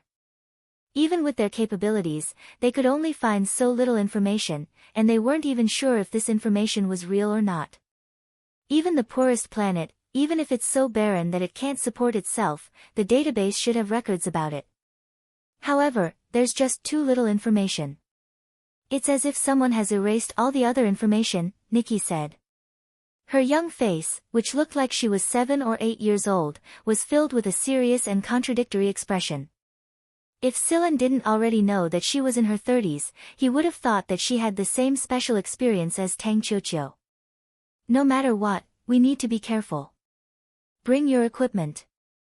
While everyone was discussing a strategy, Rubu and Armadillo also joined in the discussion with serious expressions on their faces. Hui Mao was the most relaxed in the control room. It didn't care about the strangeness of that planet at all. To it, this was just a hunting game. Not only was it not nervous, but it was also looking forward to it. It would be best if there was some fresh food to satisfy its hungry stomach. Scylla and Blueskin had already divided up all the sea beast eggs they had collected, and now they were very hungry. Scylla and the others found their destination planet based on the coordinates given by the message. The planet wasn't big, and the environment wasn't good. Although humans could survive on the planet, it definitely wasn't a good life. According to the scanning area of the probe, this was indeed a relatively barren planet. There weren't even any surveillance satellites or defense networks on the planet's periphery. It was obvious that the development of this planet wasn't good. "What's the situation on the planet?" Armadillo asked. "Very poor." He was as poor as a doornail. Apart from the metal content in the city areas, the other places have pitifully little metal content. The soil is gray, and gray soil is lacking in many elements. There are very few plants that can survive in this kind of soil. There are less than 100 species of plants that have evolved to adapt to the soil, but each of them is very strong. "It's survival of the fittest," Nikki explained. Looking at the planet from space, most of it was gray, and it looked very depressed and lifeless. From the image shown on the monitor, they could see what was happening on the bright side of the planet. The reason why almost all the metals on the planet were concentrated in the cities was that they were almost metal cities made of steel. Rather than calling them cities, it was better to call them large fortresses, as if they were guarding against something. Finally, they saw what the cities were guarding against. Not far from the cities, there were many black shadows moving very quickly. They were the animals that had adapted to the planet. They were about 3 meters tall and had long claws that could dig through the gray soil to find small animals hiding underground. They could also use their sharp claws to attack humans. Humans were also part of their diet. There were many places on the planet that had these black monsters moving very quickly. "Say, what do you think that mysterious person wants us to do here?" "Help clear out the monsters," Chi Lafang said as he lay on the chair with his arms crossed, looking at the image on the screen. Bai didn't answer. Instead, he turned to Nikki and asked, "Is there anything else besides that message and the star map?" Nikki shook her head. "Nothing else. That's what I'm curious about." Just then, the receiver received another message, and Nikki quickly decoded it. "Welcome to this place." Sadia read out the decoded message and looked at Nikki in confusion. "And then? There's nothing else." Nikki was also very helpless. Was the other party messing with them with just this bit of information? Nikki rubbed her ears. She liked to rub her ears whenever she was annoyed. She continued, "Since that person has the technology to send us this message, the situation on this planet shouldn't be like this." Indeed. The backwardness of this planet is too far away from the technology that person possesses. "Can't find the source of the message?" Bai Yi asked Nikki. "No. That person is very cunning. Almost every city on this planet has traces of his signal. So he's an expert. Is he really not from the Black Viper?" Chi Lafang said as he rubbed his chin. His eyes were so narrow that it was impossible to see the expression in them. They didn't say anything, and neither did they immediately land on the planet. Instead, they waited outside the planet. Scylla looked at Hui Mao on his shoulder. Even though the cat was trying its best to act as if nothing had happened, Scylla could tell from the frequency at which its whiskers were twitching and the curve of its tail that it was wagging. What was it proud of? There was only one answer. "You know where the source is?" Scylla pinched Hui Mao's ears. Hui Mao's ears twitched and flicked Scylla's hand away, but it didn't say anything. Did that mean it was tacit agreement? Everyone in the control room and the animals looked at Hui Mao. This time, Hui Mao couldn't keep up his act any longer, and his mouth opened uncontrollably. How did it know? Rub was very reluctant to believe it. White Knight unfurled the scanned map of the planet and placed it in front of Hui Mao. "You know where he is?" Hui Mao raised a paw and pointed at one of the cities proudly. "I only know that he's in this city, but I don't know which corner of the city he's in." But if he emits one more time, I'll be able to find him and catch this hidden rat. White Knight looked at Scylla and Scylla nodded, indicating that he was trustworthy. Go to that city, White Knight said to Nikki. Okay. Nikki piloted the aircraft and flew in that direction. Rub's eyes widened. You believe it just like that? You believe this cat? There was a metal electric fence in the sky above the city to prevent dangerous birds from entering. There were also people who would keep an eye on them. From time to time, a few simple flying cars would fly out. These cars were very cumbersome, but they were very practical in this kind of environment. Although they weren't very agile, they had good defense and could withstand the attacks of some flying birds. There were also a few teams of people who drove armored land vehicles out to hunt. There was a lack of meat in the city. Man and beast, this was a two-way process of hunting. Both sides were on the other's menu. The people in the metal cities were generally stronger. Be it men or women, or even children, they all had a murderous look in their eyes. Different places nurtured different people. Their living environment shaped these people's personalities. Just like Tang Qiuqiu, these children had been armed with guns and knives since they were young. They learned how to fight against monsters from their elders, and it was a necessary lesson for them in life. Scylla's group didn't want to be too high-profile. They didn't want to expose too much before they figured out the situation. However, every metal city was an independent entity, and they all rejected outsiders. In the end, they didn't go straight into the city. Instead, they found a place to settle down and figure out the situation on this planet.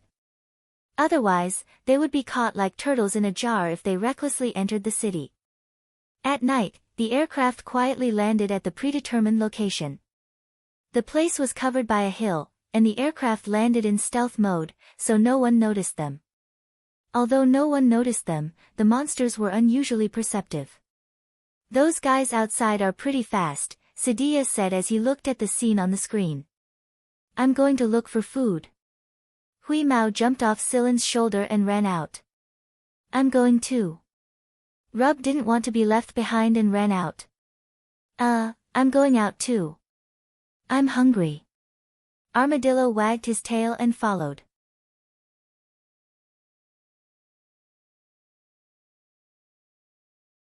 Chapter 272. Armadillo wasn't really hungry, but he was worried that the two of them would fight after they got out.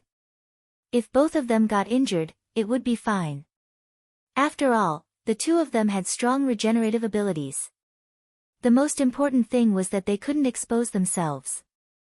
They hadn't figured out who the person who sent the message was, and if there were any traps, so they couldn't be too reckless. The sky gradually brightened. On the hillside, the whole mountain looked gray. Some of the plants that grew on it had a depressing hue. There were also some white plants, but not many of them. Next to the gray forest, Rubu was tearing a clawed beast apart. It didn't have to do this, but Rubu was in a bad mood, so this prey that he just caught became his target to vent his anger. From the hillside, a few black dots could be seen moving on the ground in the distance, and these black dots were decreasing rapidly. Those black dots were the common black-clawed beasts on this planet, and the reason why they were decreasing was simple. A cat was eating them to fill its stomach. The gray cat and the gray land didn't look conspicuous at all. It was like a natural camouflage, so it didn't stand out from afar. Ordinary people wouldn't be able to see what was happening without the help of tools, but Rubel and Armadillo weren't humans. Their vision was very good, and even without tools, they could see everything clearly without missing a single detail. It was a small cat, but when the black-clawed beasts pounced on it, its mouth suddenly widened and swallowed the black-clawed beasts. Then, the second one, the third one, these clawed beasts were also intelligent. They knew that this inconspicuous animal was not easy to deal with, so they started to run away. Hui Mao chased after them, and with its speed, only a few clawed beasts could escape.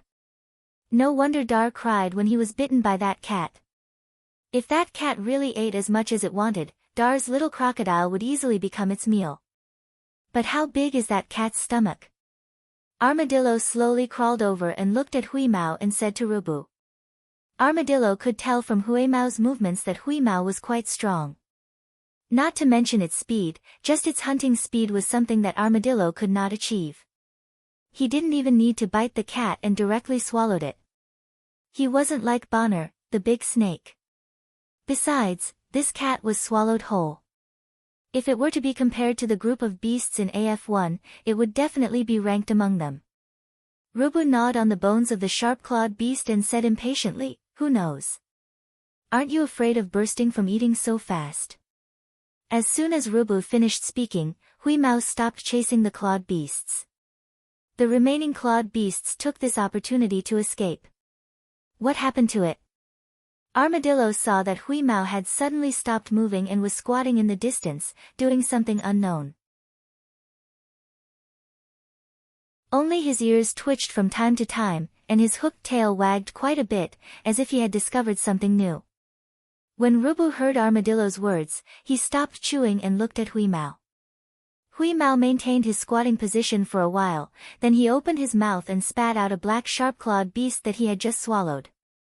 Armadillo and Rubu were speechless. Disgusting.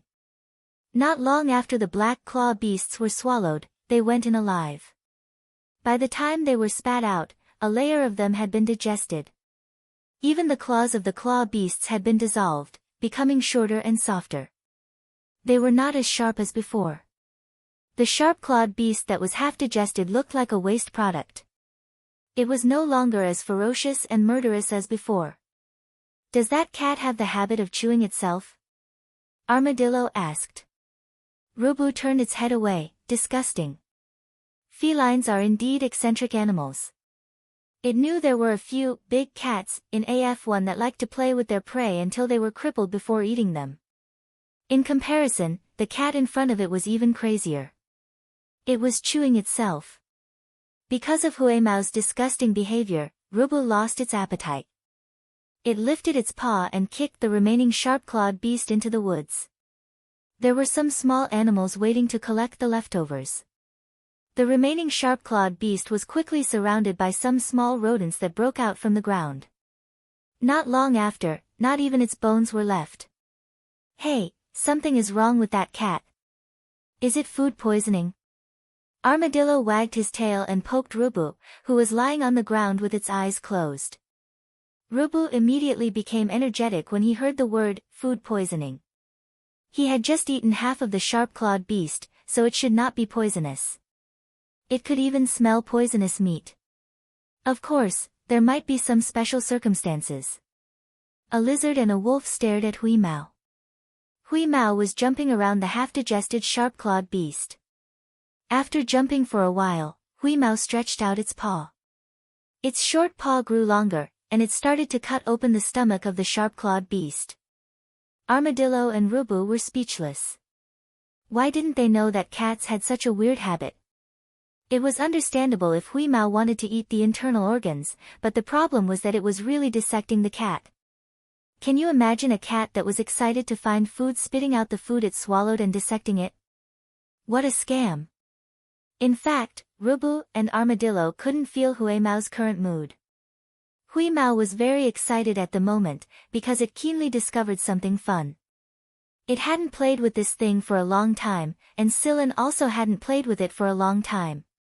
When it was digesting the sharp-clawed beast, Huimao discovered that there was another kind of animal living in the sharp-clawed beast's body. If it was right, it was the parasite that Silen mentioned. Every time he found a new parasite with great potential, Silen would always make something to play with. Compared to those big guys, Huimao preferred to play with these small things. It used its claws to cut open the half-digested skin of the sharp-clawed beast, and then cut open its stomach. There was a worm in the stomach that looked like a small scorpion, and it was only the size of an adult's thumb. It clung tightly to the wall of the sharp-clawed beast's stomach, and the stomach wall of the sharp-clawed beast was much thinner. The worms attached to the sharp-clawed beast's stomach wall would steal the energy of the food, and a part of the food that the sharp-clawed beast swallowed would be digested by these worms. When the sharp-clawed beast's stomach was cut open, the worms realized that they were in danger and wanted to escape. They used their claws to tear open the already thin stomach wall and tried to escape. However, their speed was still not as fast as Huimao. Huimao stretched out its claws and pulled the worms back, then ran and pulled them back. On the hillside, Rubel and Amadiro were stunned by what they saw. "What is that thing?" Rubel asked. "I don't know. It seems to be from the sharp-clawed beast's stomach." "Rubu, did you eat the sharp-clawed beast's stomach?" Armadillo asked worriedly. Before it knew what was going on, it wasn't sure if the worms would affect them or not. Armadillo shivered when he thought of the worms in their stomach, and the scales on his body stood up. "No, I was disgusted by that thing before I had the chance to eat it." Rubu was glad that it didn't continue to chew on the sharp-clawed beast, otherwise it might have eaten the whole thing. Rubu and Armadillo didn't pay attention to this when they ate before, but after witnessing Weeza's actions today, they were probably going to be traumatized for a long time to come. They had to make sure that there were no strange insects in their meat before they ate. "Huh?" Armadillo raised its tail and swung Rubu, who was trying to check its stomach, and pointed in a direction with its chin. Rubu looked in the direction that Armadillo pointed. About 300 meters away from where Huimao was, there was a human teenager hiding behind a few big rocks. Judging from the teenager's attire, he should be a hunter from the city. He had a gun and a crossbow in his hand, and he was carefully hiding behind the rocks, staring at Huimao's direction. He looked very nervous, but he tried to stay calm. All in all, he was a pretty good hunter. "Should we remind the cat?" Armadillo asked. "Remind it what?" Rubu didn't care. "Remind it not to eat people randomly." Rubu was speechless. This was indeed a problem. As usual, Dan too joined the hunting team in the morning to hunt croc beasts. However, he saw an injured croc beast on the way, and he didn't want to give it up. After all, a croc beast could be exchanged for more resources, and it was much better than those small croc beasts. Moreover, this croc beast was injured. Dan too thought this was a good opportunity, so he informed the team leader. The team leader gave him 30 minutes, and if he couldn't come back within 30 minutes, they would not wait for him. A lone hunter would most likely be eaten by the croc beasts, no matter how strong the hunter was. After all, the area outside the city was the croc beast's territory. When the communicator was switched on, the magnetic field would be very strong, and the croc beasts were very sensitive to magnetic fields. Therefore, all the hunters who came out to hunt would turn off their communicators, or they would be attacked by the croc beasts that followed the scent of blood. Dan too had learned a lot of skills from the experienced croc beasts since he was a child. He joined the hunting team when he was 10, and now he could be considered an experienced hunter. He knew how to hide and track. Dan too carefully chased after the injured croc beast, thinking about the best time to make his move. He couldn't afford to run into other croc beasts, or it would be difficult for Dan too alone. Finally, Dan too found an opportunity.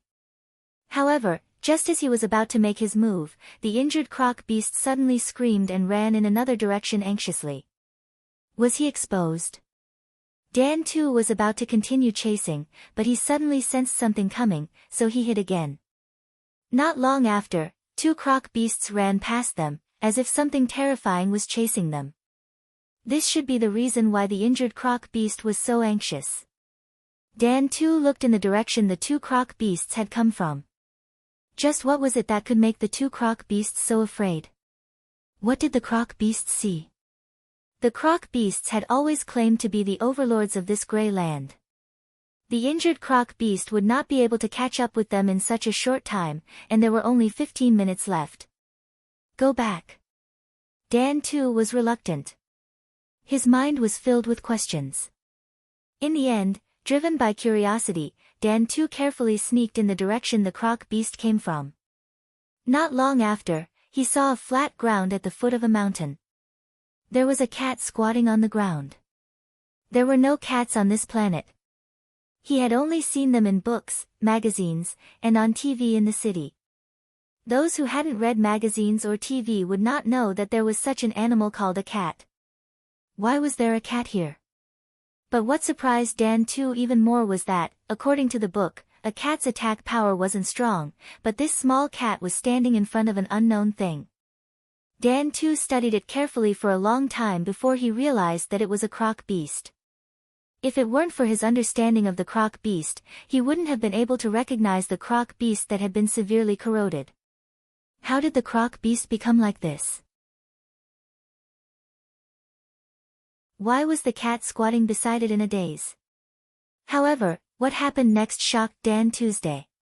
The cat's claws could instantly grow so long that it easily cut open the croc beast's skin and dissected it. When he saw the insects, Dan Two's face turned pale, just like the first time he killed a croc beast. Fear, Dan Two was now quite afraid. He regretted coming here out of curiosity. Wasn't this just courting death? Everything on TV and in books was fucking fake. How could a cat be a weak animal? Would a weak animal dissect a croc beast so easily? He was now absolutely sure that the croc beasts were afraid of this cat. This cat was not even as long as his forearm. He tried to calm his racing heart and think of a plan. He couldn't turn on the communicator. If he did, he would be discovered. He couldn't call for help, and no one would come to save him. It was best to retreat quietly. As soon as he turned his head, a voice came from beside him. "Yo, kid, where do you think you're going?" Dan too was startled. He reflexively prepared to shoot, but before he could do so, his vision went black and he lost consciousness. Hui Mao sniffed Dan Tu's body and looked at the gun and crossbow on Dan Tu with disgust. It was as Silen had said, this place was really poor and backward. However, the young man's physique was quite good.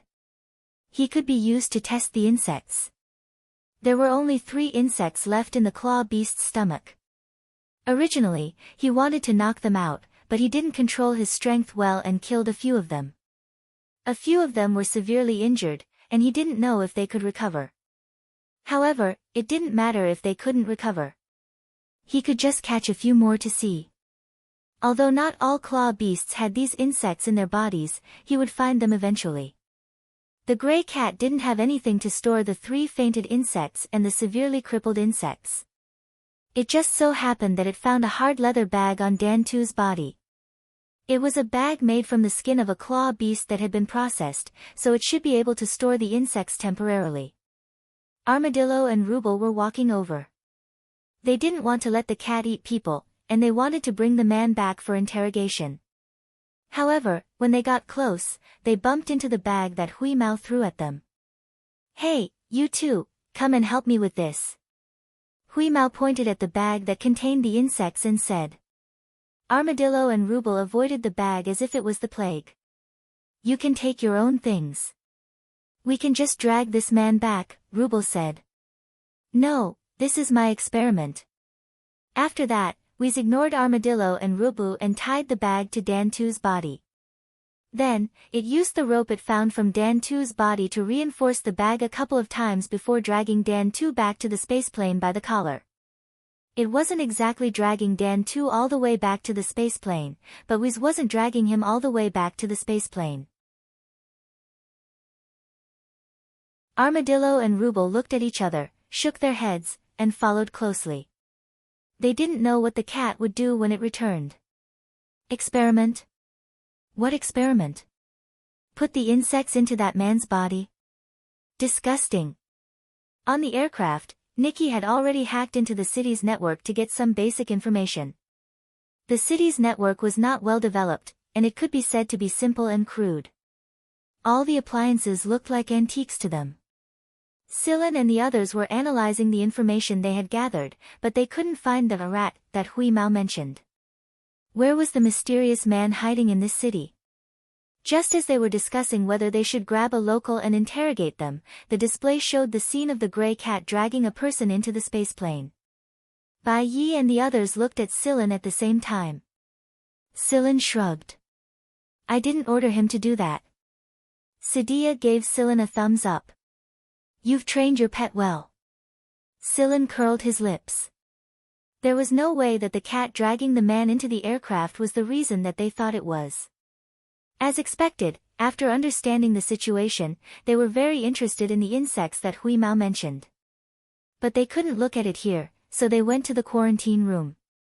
After putting down the partition, Bai Yi and the others didn't enter the quarantine room under Armadillo and Rubel's persuasion. Instead, they stood on the other side of the partition and looked at the scene inside. Sillin had worked with Hui Mao many times.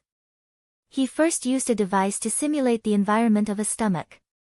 The 3 parasites that had recovered and the ones that were severely injured by Hui Mao were very excited when they entered the environment. They attached themselves to the edge of the wall and stabilized their bodies. The edge of the wall where they attached themselves became much thinner, and they began to absorb the nutrients in the internal environment. The severely injured parasites gradually recovered, and their severed limbs began to grow back. How is it? Not bad, right? Hui Mao said proudly. Not bad. Sillin locked the parasites in a small box that simulated the environment of a stomach. But it's not very practical right now. We're going up against robots, and robots don't have stomachs. Hui Mao's ears twitched, and he wasn't too happy about it. But you did a good job this time. You deserve to be praised. Sillin rubbed Hui Mao's head.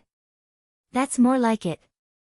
Hui Mao narrowed his eyes, thinking about when he should catch a few more claw beasts to see if there were any other insects. It was boring to stay here anyway. After studying the insects, everyone shifted their attention to the person that Hui Mao dragged back. He looked like a 14 or 15-year-old boy, but judging from his physique, outfit, and the equipment he carried, this boy was also a tough character. When Dan Tu woke up, the first thing he felt when he opened his eyes was an unfamiliar environment. It wasn't the gray land, nor was it any city. It was so strange that it felt like he had come to another world. The next moment, Dan Tu's attention was focused on Hui Mao, who was squatting on the shoulder of a stranger. It was this cat that caused him to end up like this. Dan Tu didn't panic when he saw the strangers, unlike when he saw Hui Mao. After all, he felt safer facing a human than a beast that he couldn't understand at all. Moreover, Dan Tu didn't sense any ill will from these strangers. Of course, it could just be a facade. Hui Mao squatted on Sillin's shoulder and licked its paw.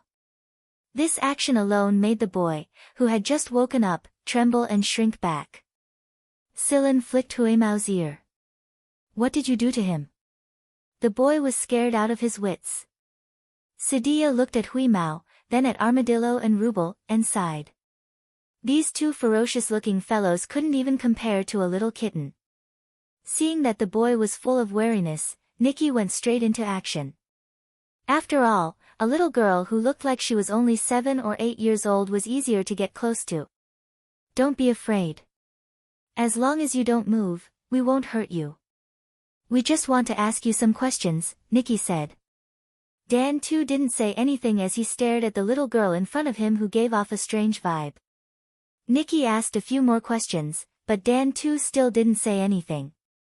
His entire body was on high alert. Qi Lafang pointed at his mouth. Language barrier. Nikki slapped her forehead. How could she have forgotten? The people here didn't speak the Empire's common tongue.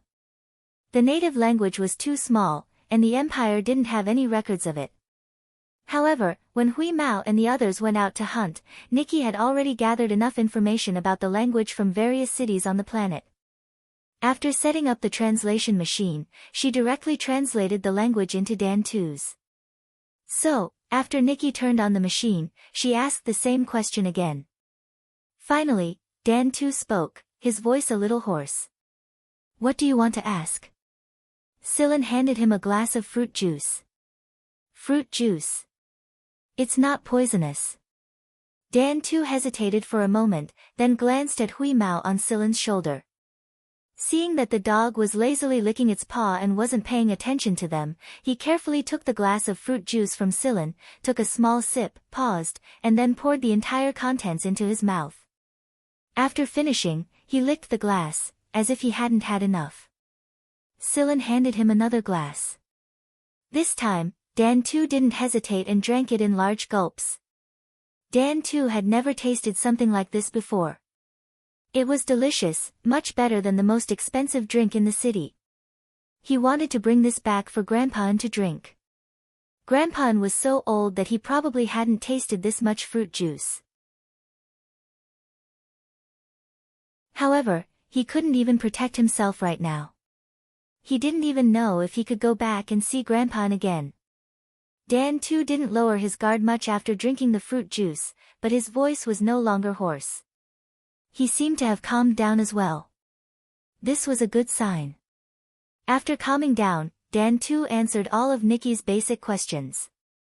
He told Sillin and the others his name, as well as the black-clawed beast that Huimao had eaten was called a croc beast.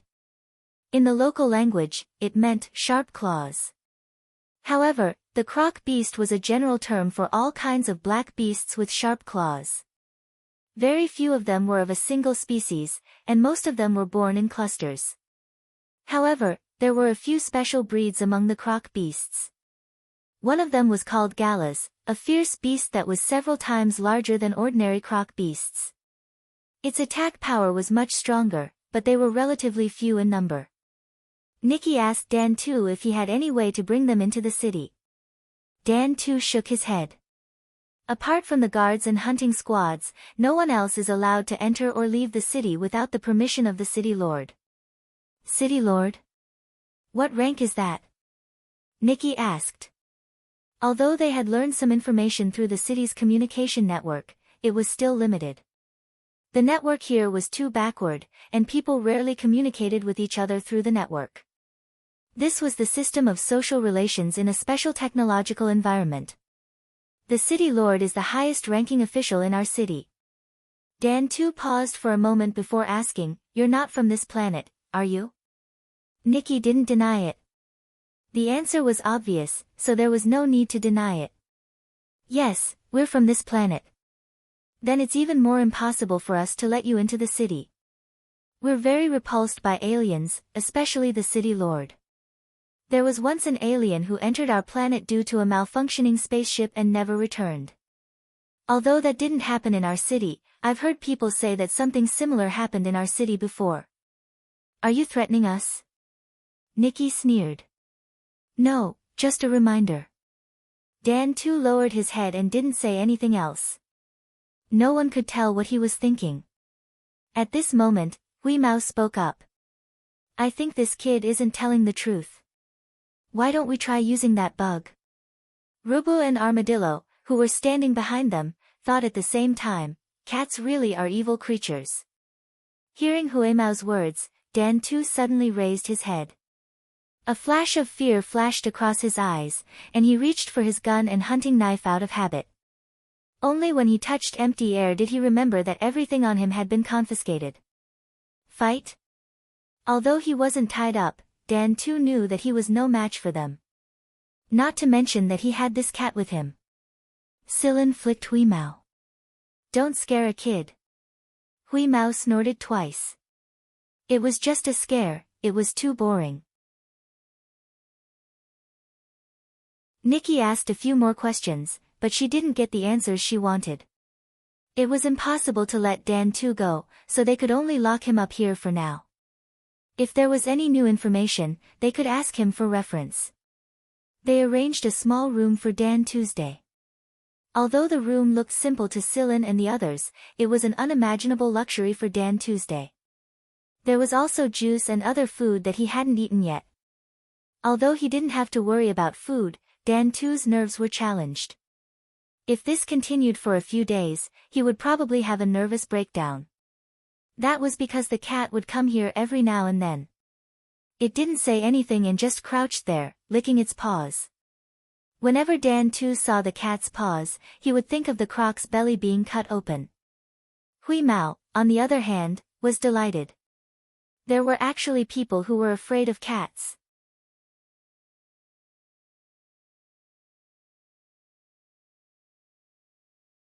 Chapter 273. When dusk approached, Dan too was brought to the control room once more. When he saw Sillin and the others again, Dan too was no longer as fearful and surprised as before. Other than looking at Hui Mao a little cautiously, he was much calmer than before. It had to be said that this young man's mental fortitude was quite good. Perhaps it was due to the environment he lived in, but he was much calmer and more mature than his peers from other peaceful planets. However, Dan Tu's calmness crumbled when he saw the projection in the center of the control room. There was a table in the center of the control room, and on it was a projection of the entire city that Nikki had sent out when a patrol team was returning to the city. After entering the city, the miniature detector split into several smaller parts and scanned the entire metal city from different directions. After scanning, the information would be transmitted to the flying craft to form a comprehensive map. The metal city's outdated defense system would not be able to detect any external detectors sneaking in and transmitting information to the outside world. Even after living in this city for more than 10 years, Dan Tu had never seen the entirety of it. But now, he was seeing it in front of an alien.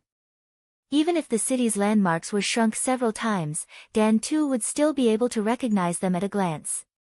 Dan Tu was afraid that Sillin and the others would really harm the people in the city. The difference in technology between the two sides was too great. If a battle were to break out, even if they won in the end, they would have to pay a heavy price. Those who would become cannon fodder would definitely be the isolated people living at the bottom of society. Like Dan Tu and the lonely old man next door, Grandpa and Nikki saw Dan Tu's reaction and smiled. "We're not that interested in this city. We just want to find someone in it. This person is hiding in your city, and he has the same technology as us. He was the one who told us to come. Otherwise, we wouldn't have paid attention to a poor little planet in a corner of the empire." Dan Tu relaxed a little when he heard Nikki's words, but he was also very curious about the person Nikki was talking about. Just what kind of person would hide in their city and do something like this? At the same time, Dan Tu also had some understanding of Nikki's goal. "I don't know the person you're talking about, and I've never heard of anyone in the city with high-level technology," Dan Tu said. "I don't expect you to know," Nikki pointed at the projection on the table. "We'll look for him ourselves, but I hope you can help us with something." "What is it?" "We need to borrow your place." Nikki stopped the rotating projection and moved it in front of Dan Tuesday. Dan Tu pursed his lips. After a moment of silence, he looked at the people around him. "Will you hurt the people in the city?" Sadia chuckled when he heard that. "We're not begging you, kid. We can find another solution even without your help, but that might hurt other people in the city. You don't want your compatriots to be hurt, do you? Hurry up, we don't have that much patience. There's a cunning fox in the city waiting for us to catch it. We Shan Tu, and we is." Qi Lafang purposely emphasized on killing the innocent. If the people they ran into weren't innocent, then they couldn't be blamed. They had no choice but to be cautious when it came to Black Viper, or else they would be the ones to die. Dan Tu hesitated for a moment before walking forward and pointing at his place on the projection. It was a poor area of the city, and most of the residents were widows and widows. Dan Tu lived in a 6-story metal building. The area of each house was very small. The largest was only about 30 square meters. Dan Tu's living area was only about 10 square meters. It was not even 1/3 of the size of their control room. Rent was a big problem. Dan Tu and the others could only afford the rent there. Buildings of higher quality, sturdier, and better security would cost them an astronomical sum. Dan Tu told them the exact location of his place, and the surveillance device hidden in the city quietly flew in that direction. It didn't take long for it to arrive at the building Dan Tu had mentioned, and the situation of the entire building was clearly displayed. The neighbor to the left of Dan Tu's place was drying dried meat and talking to a few other people standing in the hallway. Their conversation could be heard clearly.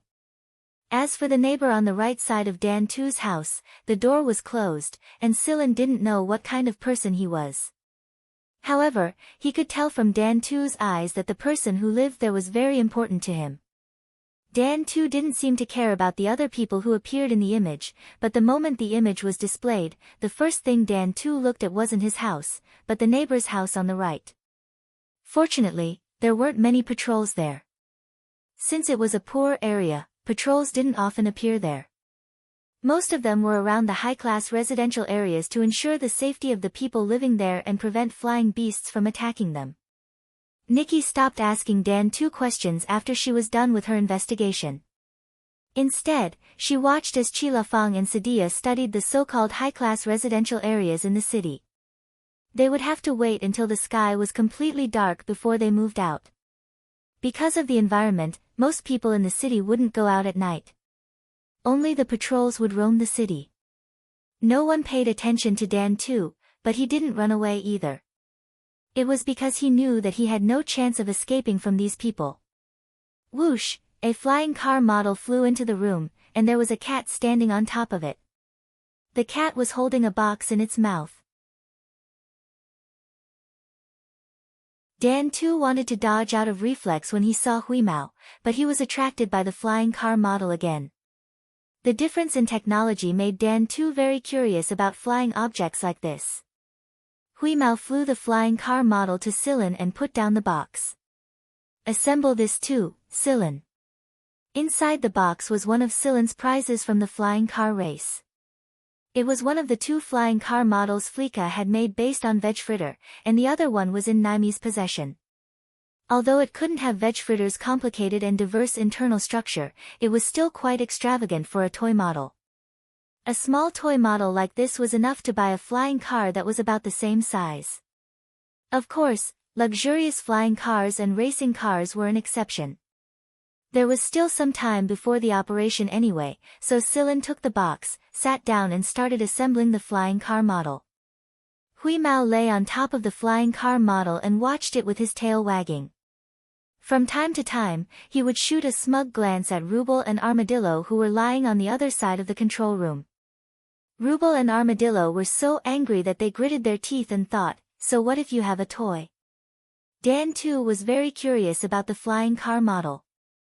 It was probably the flying car they were talking about on TV. It looked a little different, but they were all similar. He didn't expect to see such a small toy. Dan 2 wanted to get closer to see Silan's assembly, but he was very wary of Huimao. After pacing back and forth for a while, his curiosity won over his fear and he inched closer to Huimao. Huimao only glanced at him once and then ignored him. Dan 2 let out a sigh of relief. Silan's assembly speed wasn't fast, but it was rhythmic and practiced. Every part was assembled precisely. Dan 2 grew more and more fascinated by the round, pancake-shaped object that was slowly taking shape in Silan's hands. It felt like a whirlpool was sucking all of his attention into it, and he was more than happy to be sucked into it himself. Do you have your own flying car? Silan asked. His voice was low and slow. Dan 2 shook his head as he stared at the model in Silan's hands that was slowly taking shape. I'm assembling a flying car model right now. This kind of flying car was despised by people for a long time, but after a race, everyone changed their opinion of it. Silan explained a few things while he was assembling the model. Then, he asked, what would you do if you had your own flying car? Dan 2 looked very puzzled. Then, he started thinking, I would fly Grandpa around the city and show him how the city is doing. The city has doubled in size, and a lot of new places have been built. Grandpa? Yes. Without Grandpa, I wouldn't have lived until now. Dan 2's mother had passed away a long time ago, and his father had gone out to hunt when he was 7 and never returned.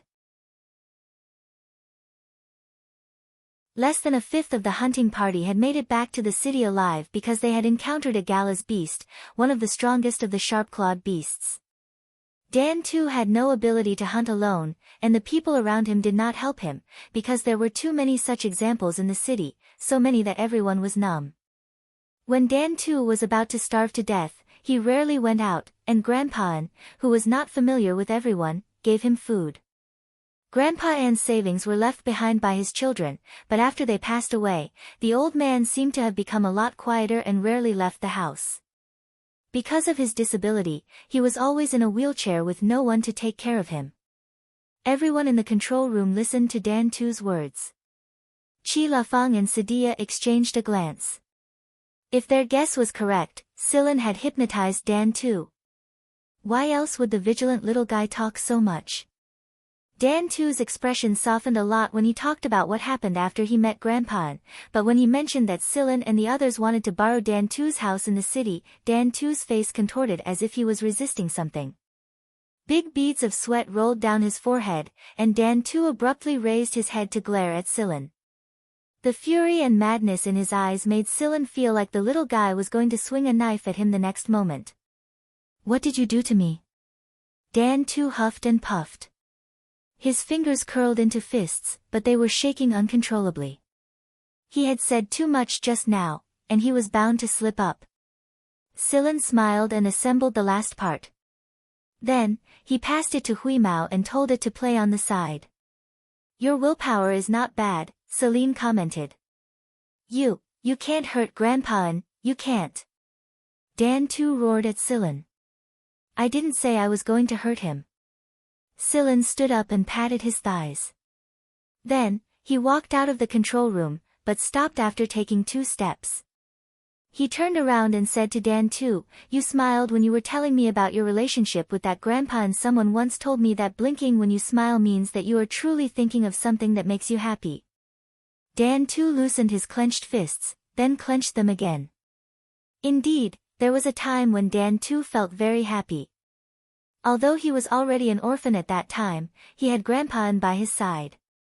He was the old man who always sat in a wheelchair and told Dan Tu stories that he had never heard before. He taught him how to hunt and how to protect himself. Dan Tu's wish was that one day, he could hunt enough things to exchange for enough currency in the city. Then, he could pick up Grandpa from next door and live in a sturdier and more spacious building like a fortress, and live a better life. Before it was completely dark, the last hunting team that left the city returned to the city. It was the hunting team that Dan Tu was in. The hunting team did not see Dan Tu within the allotted time, and Dan Tu's communicator could not be contacted. So, according to past experience, Dan Tu had either met with an accident, or he was lost somewhere. Either way, it was the same result, because in both cases, the chance of surviving alone was close to 0. Moreover, Dan Tu was only a 15-year-old boy. Even though he had nearly 5 years of hunting experience, he was still lacking in many aspects. He could not compare to the experienced hunters. When they were about to return to the city, they still could not contact Dan Tuesday. Finally, the hunting team gave up and returned to the city with the results of today's hunt. However, when the hunting team entered the city gate, no one noticed that there was a person hiding in the pile of croc beast corpses. There was a small protrusion in an inconspicuous place on the armored vehicle.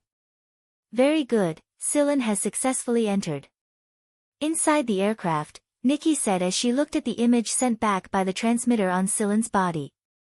Behind Nikki, Rubu and Armadillo were both in the control room.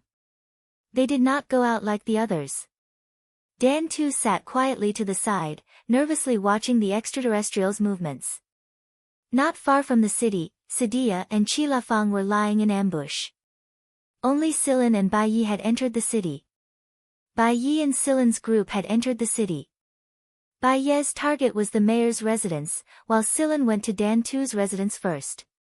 Everyone split up. The equipment in the city was much less advanced, so they could not detect Bai Yi and Sillin at all. As for Huimao, they could not detect him at all. After Sillin entered the city, he found an opportunity to leave the hunting team and hide in a secluded place, waiting for night to fall. When the sky was completely dark and everyone was hiding in their houses, Sillin snuck towards Dan Tu's residence. Most of the hunters in the city were experienced hunters, and they were very sensitive to danger and changes in their surroundings. There were many things that could not be faked with technology. That was why both Sillin and Bai Yi were very cautious in the city. The layout of the entire city was deeply imprinted in Sillin's mind, so it did not take long for Sillin to arrive at the building where Dan Tu lived. With Celine's hearing, he could hear a few families talking about the Dantu. Today, the hunting team had brought news that Dan Tu had not returned to the city. In the eyes of these people, Dan Tu was definitely not coming back. However, from their tone, it was obvious that these people only treated the Dan Tu as a topic to kill time after a meal. They did not feel much sympathy or regret for him. Because they were numb, they were indifferent. The relationships between people here were just like the city, filled with the cold light of metal. In this special environment, no one would criticize others for being right or wrong. Here, the living were always right. Sillin arrived at the floor of Dan Tu's residence. There was no one outside the building now. There were always unknown dangers lurking in the dark, and it was the safest place for the people here to hide in their homes at night. When he passed by Grandpa Ann's house that Dan Tu had mentioned, Sillin paused for a moment and shot a glance at the house whose door was tightly shut and completely devoid of light. It was only then that he stood in front of Dan Tu's house, took out the key that Dan Tu had given him and opened the door. However, the moment he opened the door, Sillin sensed that there was someone inside the house. Inside the aircraft, the image on the screen in front of Nikki began to stutter and then completely cut off. The received signal had been jammed. Electromagnetic interference. How could there be electromagnetic interference at such a high level? That person was there. This was the first thing that came to Nikki's mind. She quickly contacted Bai Yi and Chi Lafeng and Sadia, who were outside the city. Sillin went on high alert the moment he sensed that there was someone inside the house. He dodged the incoming wind and blocked the opponent's punches and kicks. Then, he leaned to the side and used the ground to bounce off the ground. His other hand unsheathed a long sword and pointed it at the opponent. The image that Sillin sent to the aircraft was only cut off for a moment. Huimao's interference was removed, and the image was restored. There was no light in the house, but Sillin could clearly see the person in front of him through the faint light that seeped in from the outside. The aircraft could also clearly see the person standing in front of Sillin through the night vision filter. After seeing this person, the person who reacted the most was not Nikki and the others, but Dan Tuesday. Dan Tu rose from his chair in agitation. His eyes were filled with disbelief. Impossible. How could it be her? Didn't she already? That woman looks a little familiar, Chi Lafeng, who was somewhere outside the city, said after seeing the image that Nikki sent them. Nikki shook her head. I don't remember. I saw her not too long ago. Although we didn't talk, I remember that she was one of the people who participated in the same race as that kid, Sillin, Sadia said as he watched the image. Dan Tu's house. The person in front of Sillin didn't continue to attack. In fact, she didn't show any killing intent just now. It was precisely because of this that Sillin didn't kill her. Otherwise, he would have slashed her down a long time ago. Sillin pointed the tip of his blade at the person in front of him. Truth be told, he didn't expect to see this person here. We meet again, Chiu Su.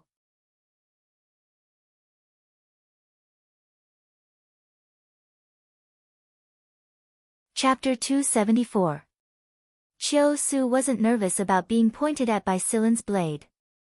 On the contrary, Chiu Su was very calm, as if everything was within her expectations.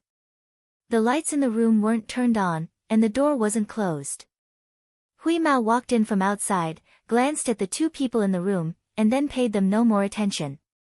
He believed that Sillin could handle this. Dan Tu's residence was indeed very small, and the decorations were also very simple.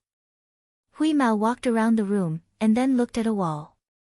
Behind this wall was another house. The grandpa that Dan Tu had mentioned lived there. However, Huimao jumped up, and with a hook of his claws, he dug out a small device. This device could not only monitor everything in the room, but it could also be used as an alarm and initial defense. However, this defense system had already been turned off when Chiu Su arrived. Otherwise, Sillin wouldn't have been able to enter with just a key, and he would also be electrocuted by the device as an enemy attack. Apart from this device, there was also a device next to the lights on the ceiling that looked similar to a light, but it was actually an intelligent laser emitter. Next, Huimao dug out a few other devices.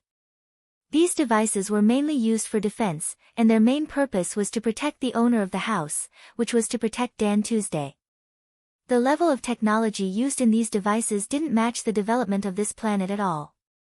Dan Tu, who was in the spaceplane, was dumbfounded. He didn't recognize these devices, and even after living here for so many years, he didn't know that there were so many unexpected things in such a small, run-down house. If Nikki hadn't explained the functions of these devices to him, even if Dan too saw them, he wouldn't have known what they were for, and might even have thrown them away like garbage. Chiu-Su didn't say anything, and she didn't show any dissatisfaction with Huimao's behavior. Instead, she looked out the door. Not long after, a shadow appeared outside. It was Bai Yi. After receiving Nikki's notice, Bai Yi immediately rushed over from the city lord's residence. After all, the purpose of their trip was to find the person who sent the message, not to study the city lord. Seeing Bai Yi flash in, Chiu-Su said to Bai Yi and Silin, "Since the two of you are here, come with me." Chiu-Su ignored the knife pointed at her and walked out of the door. Silin sheathed his sword and gestured to Bai Yi. Then, the two of them followed Chiu-Su out.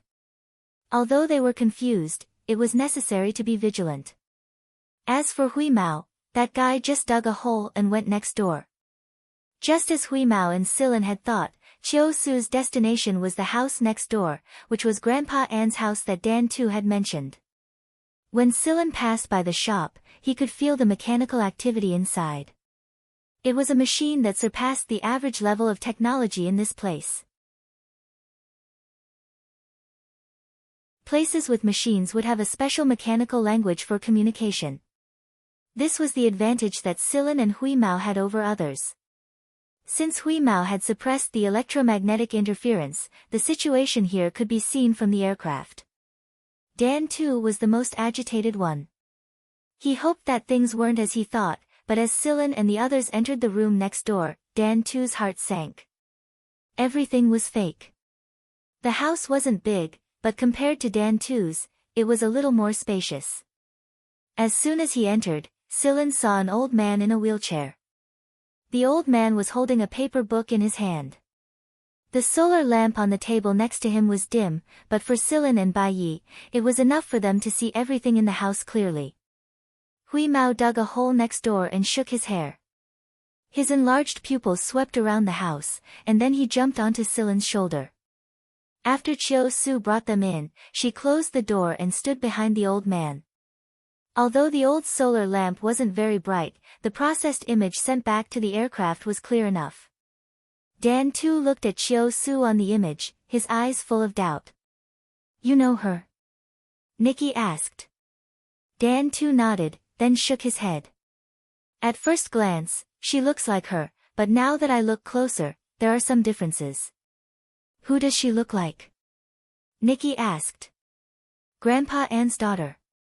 Dan too had seen that woman when he was young. He heard from his father that she was a very powerful female warrior, but after a hunt, she never came back. Everyone said that she was dead. And this girl on the screen, who looked about the same age as him, what was her relationship with Grandpa An? Why did she look so much like that woman? Inside the house, the old man in the wheelchair closed the book, looked up at Silin and Bai Yi, then looked at the cat on Silin's shoulder, looking around, and smiled. "You're finally here." As he spoke, the old man stood up from the wheelchair, walked 2 steps to the bookshelf, and placed the book on it. How is this possible? Isn't Grandpa An? Dan too's mind was a mess. This old man in the wheelchair wasn't a cripple. Nikki sneered. "Who said that people in wheelchairs are cripples?" "Yes, who said that people in wheelchairs must be cripples?" Dan too remembered that Grandpa An had always worn a long robe all these years, completely covering his feet, not letting anyone touch his legs. Even Dan too had always thought that it was because of Grandpa An's pride, but now he knew that the truth was not what people thought it was. Who was Grandpa An? How long had he been hiding in the city? Dan too didn't know that Grandpa An had been like this for as long as he could remember. Perhaps no one in the entire building would have thought that such a lonely old man turned out to be an alien. Moreover, the so-called lonely and helpless pitiful people were also fake. What people saw and thought was the impression that the old man wanted to create, and everything was under the old man's control. After putting the book down, the old man walked back to the wheelchair and sat down. He looked in Silen's direction, and his eyes were focused on the signal transmitter that Silen was carrying. Dan too, you're over there, right? Hee, Dan too, don't worry, they won't hurt you. After saying that, the old man looked at Silen. The signal has been cut, right? Some things are not good for others to hear. Okay. Silen disconnected the signal transmitter, and Hui Mao on his shoulder cooperated and stopped blocking the electromagnetic interference signal. That way, no one outside would know what happened inside the room. Bai Yi also turned off the signal transmitter and quietly waited for the old man to continue. The old man was very satisfied with Silen and Bai Yi's decisiveness in turning off the signal transmitter. The unknown messages that you received were sent by me. I mean no harm, I just want to remind you that if you go to Black Viper's place like this, you will suffer a great loss. The old man's voice was calm, and there was no emotion in it. It was like he was stating something that did not matter. Who are you? Bai Yi asked. Bai Yi had been in AF1 for many years, and he knew a lot of the more secretive information, but he did not know anything about this old man. Based on instinct, he felt that the old man before him was not as simple as he appeared.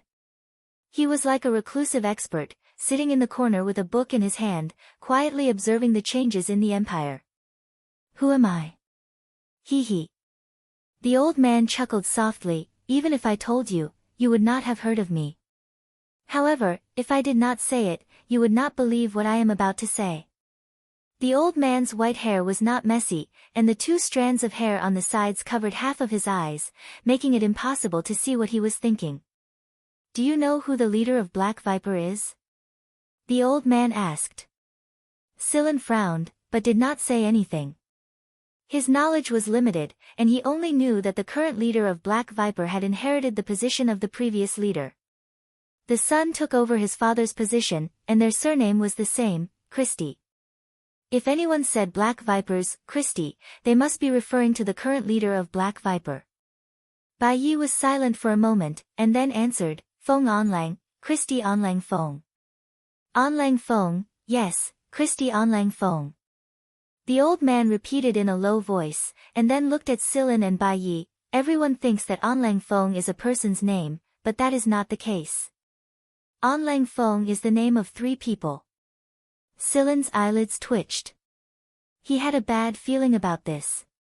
The old man looked straight at Silen and Bai Yi. My name is Gu Chang'an. Gu Chang'an, there was an N in his name.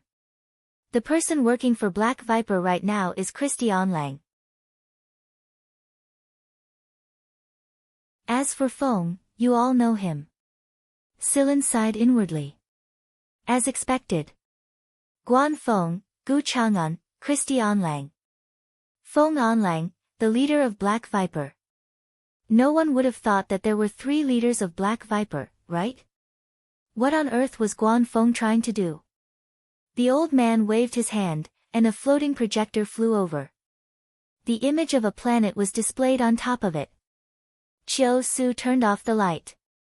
The image was enlarged, and Silen and Bai Yi could see the general situation of the planet. The terrain, the environment, the layout. This is the planet you're going to, the old man said.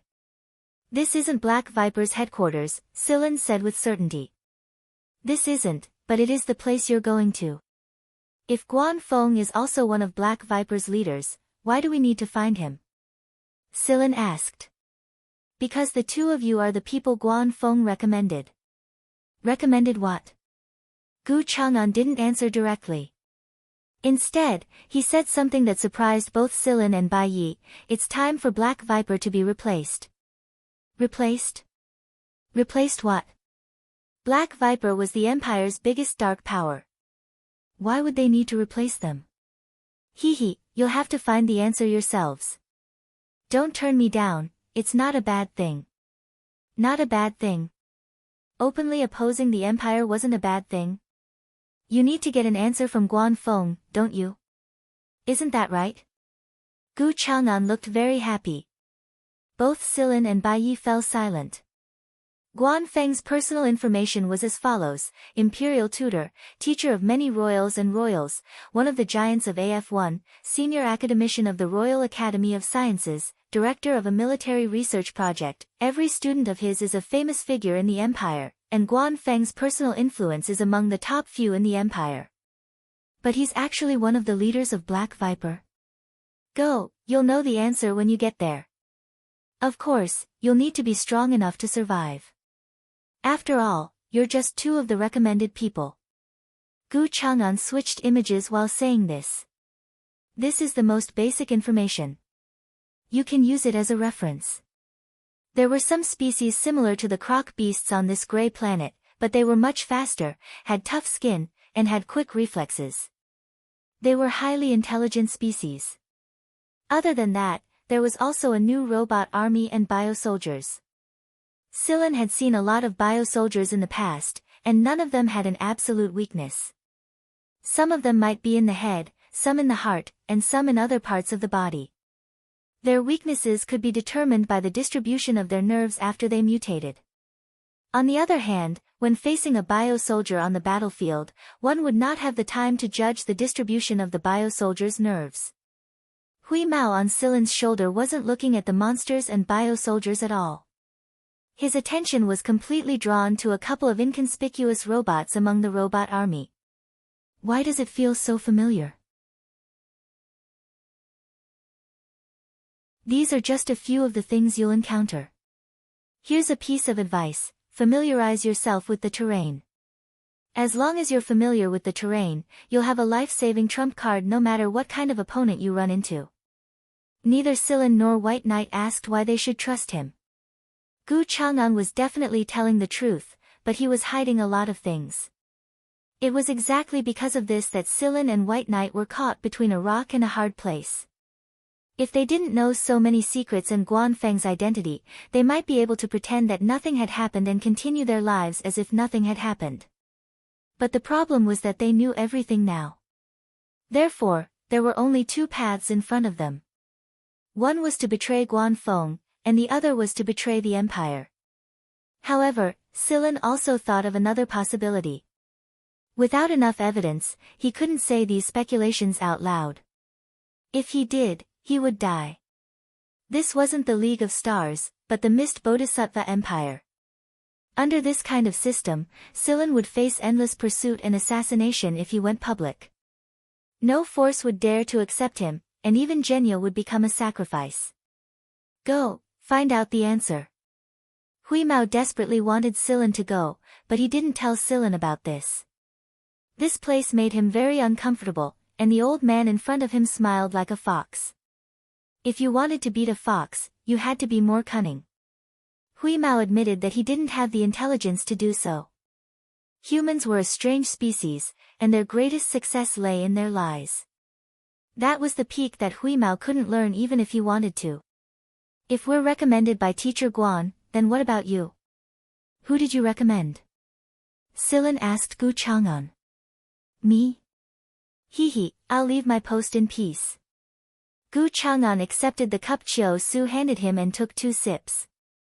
Then, he waved his hands. Go, go. Don't disturb this old man's peaceful life any longer. Sillin and White Knight exchanged a glance with each other and decided to leave. Before leaving, Sillin asked Gu Chang'an, when is the deadline? There's no deadline, but it's best to prepare as soon as possible.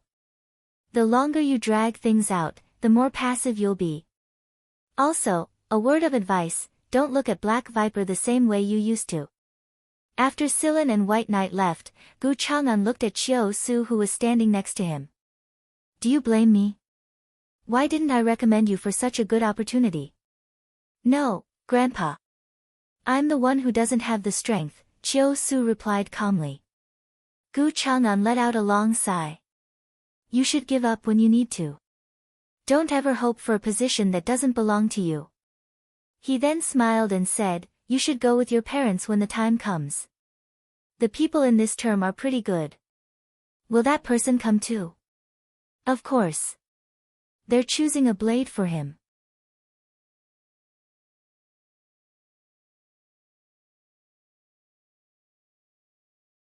Chapter 275.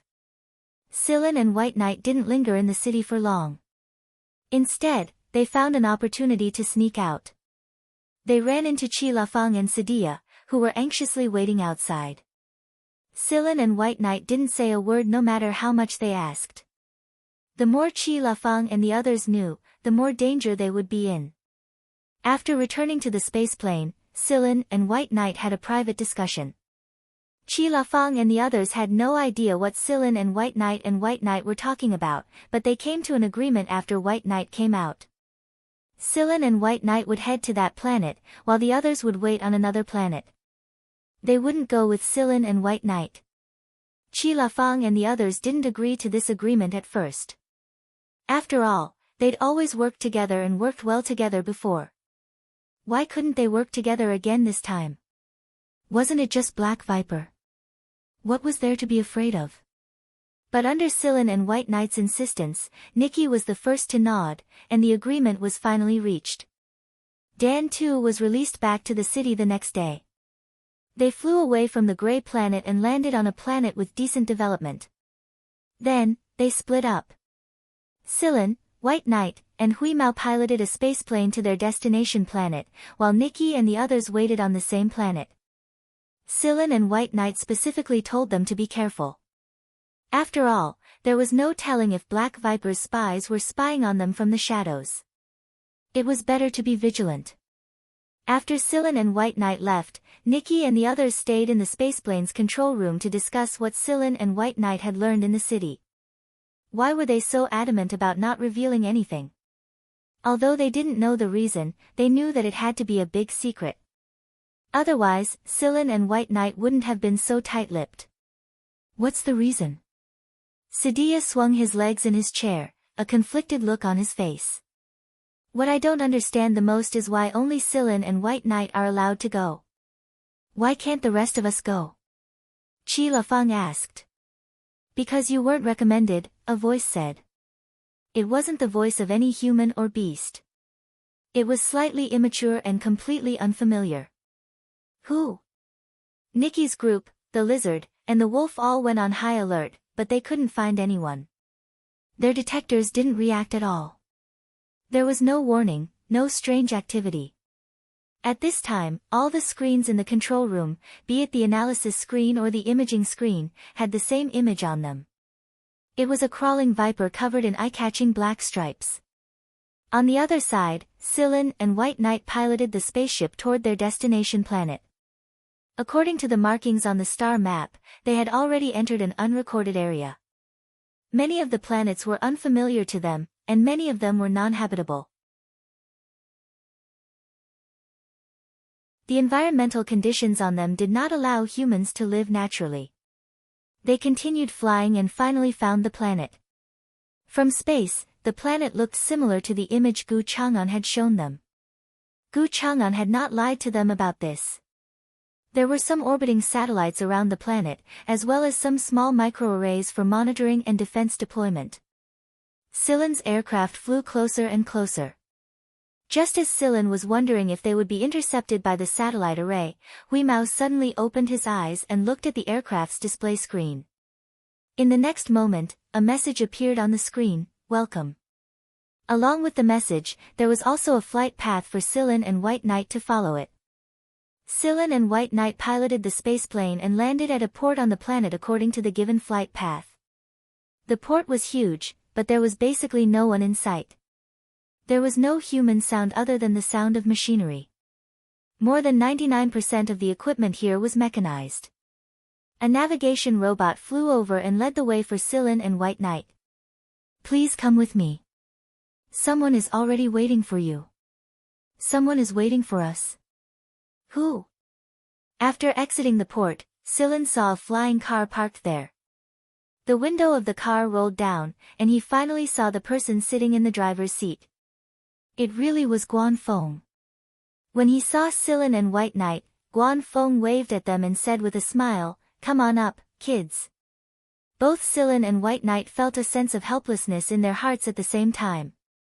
They had come all the way here and gotten themselves covered in mud, but not only was the culprit unharmed, he looked like he was in a very good mood. Are you messing with us, Coach Guan? Sillin said after they got into the car. Hee hee, if you say so. However, this is a rare opportunity for you. I believe you won't disappoint me. Guan Feng started the car and left the port. The flying car was on autopilot, and the windows were specially made so that neither Sillin nor White Knight could see what was going on outside. Guan Feng turned around and looked at the silent Sillin and White Knight with a warm smile on his face. But to Sillin and White Knight, he looked like a fox no matter how they looked at him. You've met Gu Chang'an, haven't you? Guan Feng asked. It was a question, but his tone was certain. Sillin and White Knight nodded. Then I'm sure you already know some things. My background is pretty complicated, but don't overthink it. This is Black Viper's territory, but don't look at it the same way you used to. This was the second time Sillin had heard this. Gu Chang'an had told them this before, and Guan Feng was saying the same thing now. If they didn't look at Black Viper the same way they used to, then what kind of attitude should they use? Guan Feng didn't mind Sillin and White Knight's silence. He continued, I know you're angry, but there are some things I don't have a choice in. I only feel at ease when I find someone suitable and trustworthy. What does Gu Chang'an mean by recommendation and succession? Sillin asked. About that. Guan Feng tapped a finger on his knee. Recommendation is exactly what you think it is. I have a recommendation, and I'm recommending the two of you. As for succession, it's literally what it means. Some people in Black Viper are about to step down. They're old, and they may have the will, but they don't have the strength. Also, I need to give the younger generation more opportunities. We're changing leaders. That's right, 3 leaders. We 3 old fellows have occupied this position for long enough. Sillin fell silent for a moment before asking, what is the relationship between Black Viper and the Mist Bodhisattva royal family? Guan Feng wasn't surprised by Sillin's question. All I can tell you right now is that Black Viper was a gift from the previous emperor to his youngest son. However, even the emperor didn't expect this small gift to grow to such a shocking degree. It was as I thought. It was no wonder that the royal family had only announced Black Viper as a dark force and not a rebel force. If the Mist Bodhisattva royal family really wanted to clean up a faction, how could they have achieved so little after so many years? They were just using the excuse of cleaning up to get rid of some nobles. Are you relieved now? You don't have to worry about being labeled a traitor, Guan Feng said with a smile. Guan Feng looked very natural and relaxed in this place. Moreover, Sillin could sense that Guan Feng felt a sense of belonging to this place, or more accurately, to Black Viper. It was because this was Black Viper's territory that he acted so relaxed. He looked like a man who had just returned home, and he didn't need to disguise himself like he did outside. What on earth made Guan Feng feel this way towards Black Viper?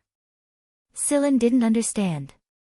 The outside world's impression of Black Viper was mostly negative. As expected, one couldn't judge a book by its cover. Since Black Viper was related to the imperial family, it meant that this kind of behavior was allowed. He just didn't know if they would be forced to erase their memories after this incident. Guan Feng smiled as if he saw through Sillin's thoughts. Don't worry, we won't erase your memories as long as you come out alive. What if we don't? I believe you can come out alive. Guan Feng wasn't worried about Sillin and White Knight's survival. I'm more worried about whether you can take over that position. Sillin didn't say anything. Guan Feng patted Sillin and White Knight's head softly. Don't think too much. This is a good thing, and we'll get our answer soon enough. Guan Feng led Sillin and White Knight to a building. It wasn't tall, but it took up a lot of space. Unlike the desolation at the airport, there were a lot more people here, and they could hear a lot of people walking around. Everyone saluted and greeted Guan Feng when they saw him. Chief Wind. Greetings, Chief Wind. Many of these people weren't physically strong, probably because their main job was to work with their brains. However, they gave Sillin a very strange feeling. He couldn't quite put his finger on it. White Knight didn't say anything, but his eyes flickered a little when he looked at the people around him. He seemed to understand something. Even though there were more people here, most of them were still robots. They moved among the crowd in human form and didn't look aggressive at all. Guan Feng led Sillin and White Knight straight into a warehouse. It was an armory. Take whatever you need. There's no food though, so you'll have to deal with it yourselves. This is like a survival test in the wild, but this is all I can offer you, Guan Feng said. Sillin and White Knight had learned a bit about the planet's terrain from Gu Chang'an, so it was easier for them to choose which tools and weapons to bring with them. Guan Feng's Purgatory Thunder Snake was also on the weapon rack, but there was no Purgatory Thunder Snake S. Oh right, I found this in your kitchen, Coach Guan. Sillin took out the cylinder and the kid and passed them to Guan Feng. I didn't think you'd actually find it. Keep it, but don't use it. This gun isn't finished yet, so it could easily kill itself. It was true that Guan Feng had purposely left the gun in the kitchen, and he had done something to it. Some of the parts were assembled incorrectly, and the deflection wasn't right either. It didn't look like much, but there was no way that the gun would hit its target, and it could even kill itself. When Sillin was choosing his weapons, he didn't look for some cool-looking gun with compound functions. Instead, he looked for tools. Guan Feng was very satisfied with Sillin and White Knight's performance. The time limit is 30 days. If you can stay there for 30 days and survive, then you'll have completed the mission. Someone will come to pick you up when the time comes. Do your best and don't embarrass me. I've made a bet with someone before. Guan Feng sighed when he saw Sillin's expression. Don't look so reluctant. Just think of this as a semester test. If you pass it, I'll give you all A's in AF1 semester test. Sillin didn't care about the semester test. He was sure that he could pass it, but getting all A's was a bit tempting. After all, getting all A's was a good thing. I know. You're my tutor after all. If he didn't listen to his tutor, he might not even be able to graduate. Goryo had told Sillin this before. After they were done choosing, Guan Feng brought Sillin and White Knight to the rooftop. There were 2 airplanes parked there. Guan Feng and Sillin went up to one of them first.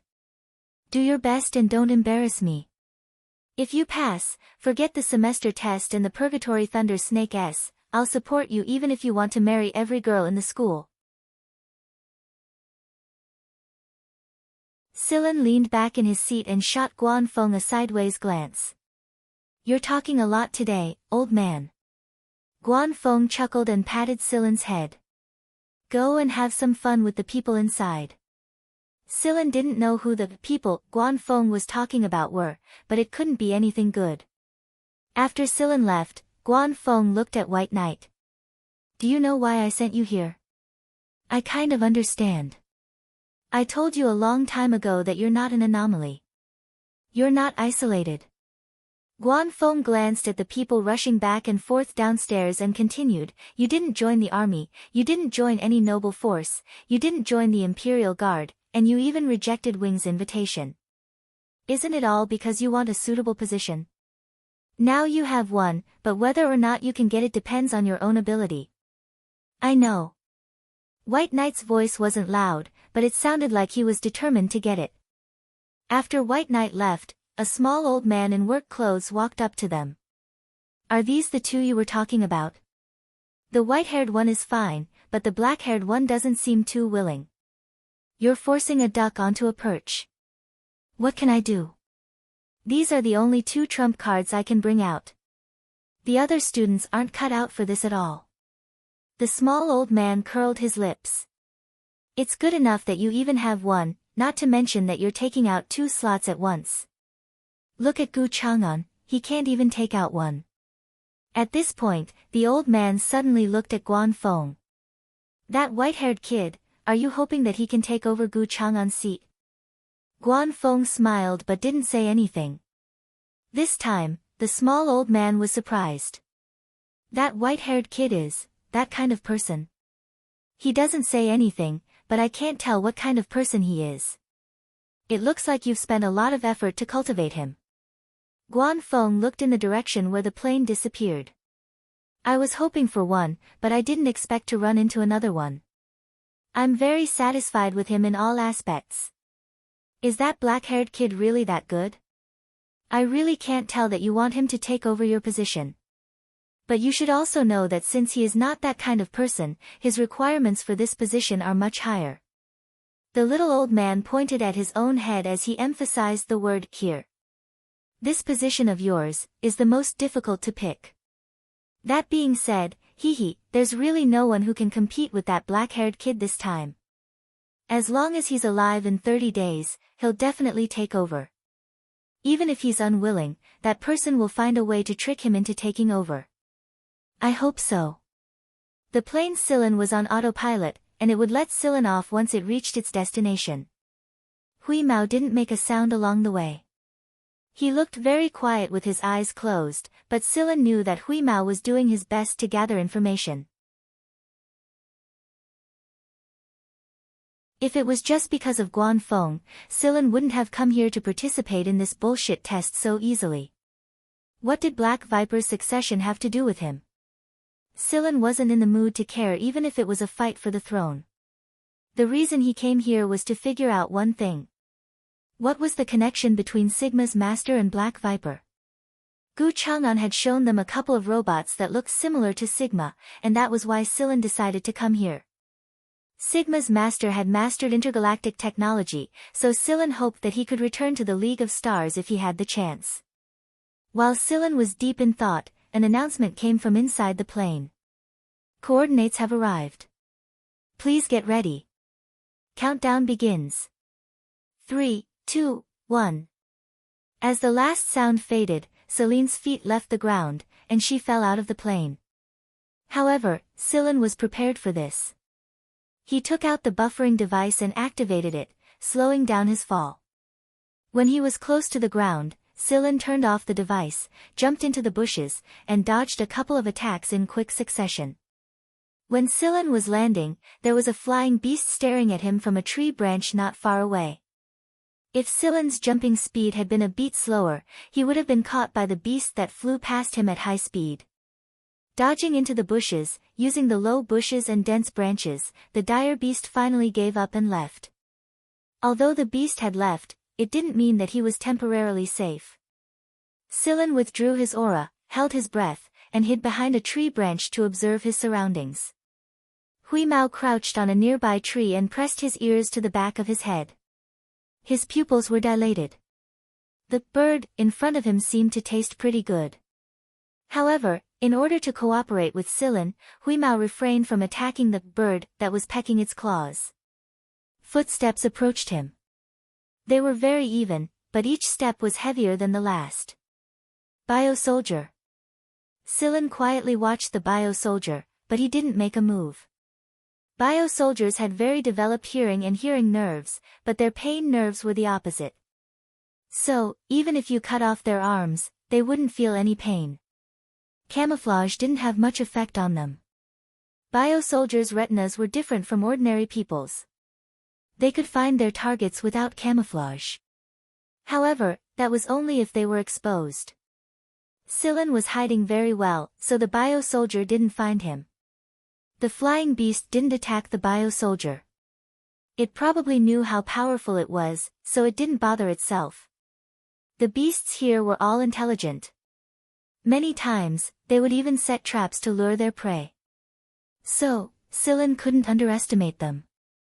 As long as he was careful and didn't make too much noise, he could smoothly pass the time. However, he still had to solve the problem of food.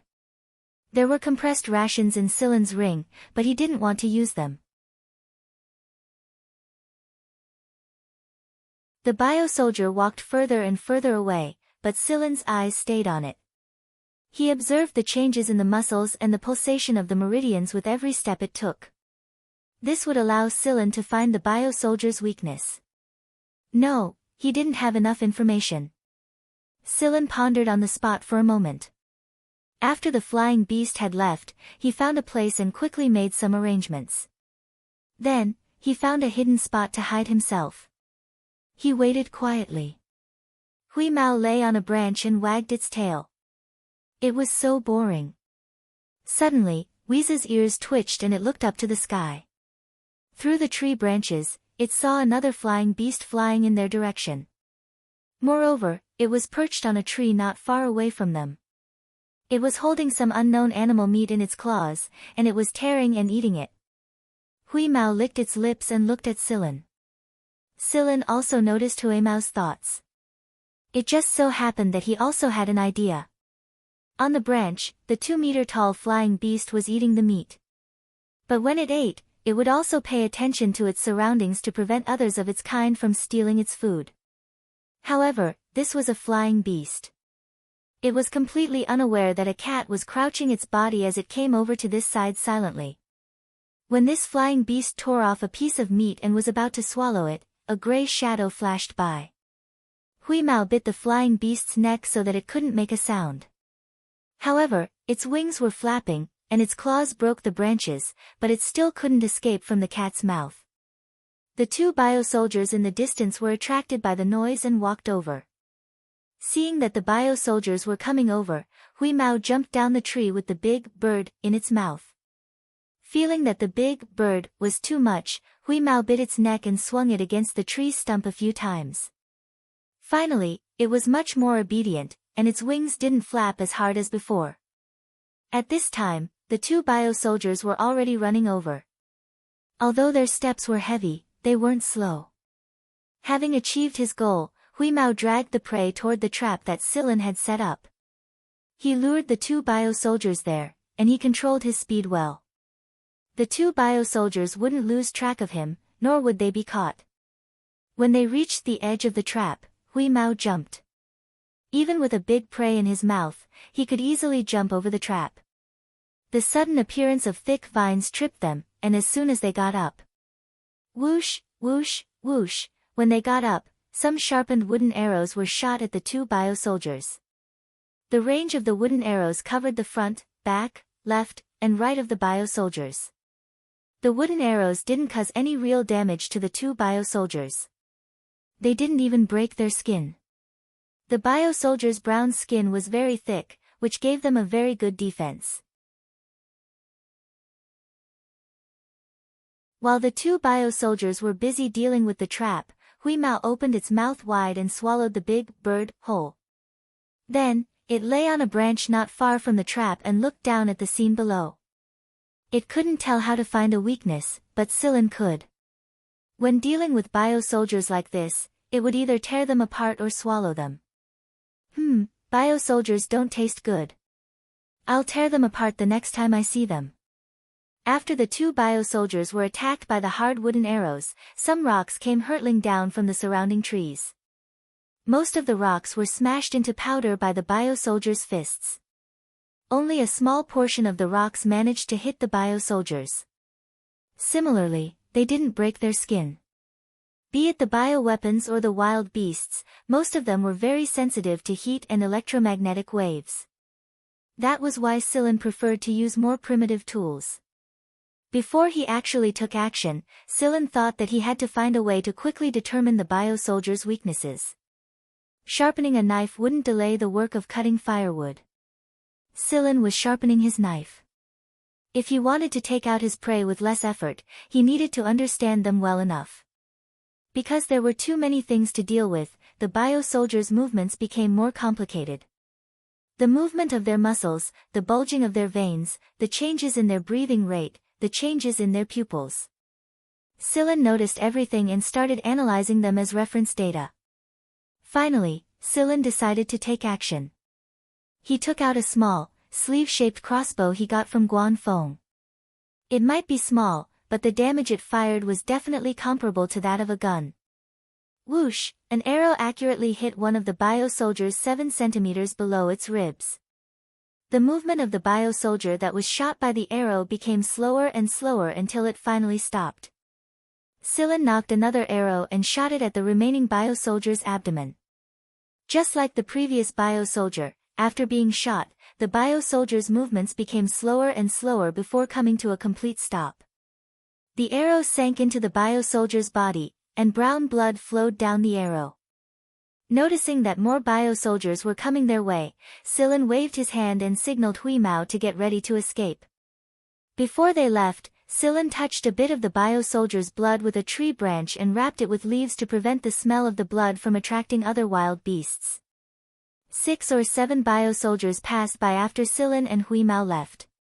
However, they only shot a curious glance at the 2 frozen bio-soldiers before leaving. After all the bio-soldiers had left, a figure emerged from the forest. It was a young girl. Although she looked very cute, her face was expressionless. When her gaze fell on the 2 frozen bio-soldiers, a hint of curiosity finally appeared on her expressionless face. The girl walked over to them.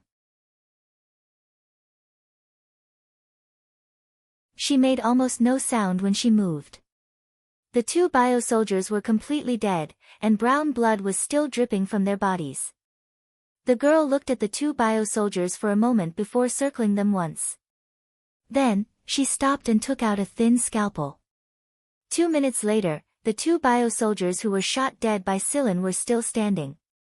It was hard to tell from their backs, but if someone walked up to them, they would definitely vomit if they didn't have good control over their bodies. The 2 bio-soldiers were dissected, and even their veins were peeled off one by one. The girl had already left, and it wasn't long before a scavenging wild beast smelled blood and came over to clean up the mess. In the end, everything returned to normal.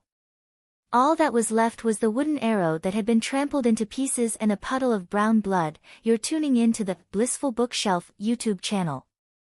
We're so grateful for your support, and don't forget to subscribe to join us on this incredible journey through captivating stories. Your generosity through donations truly makes a world of difference, as it's the primary source of revenue that allows me to expand and enhance this channel for you. Thank you from the bottom of my heart for being a part of this adventure.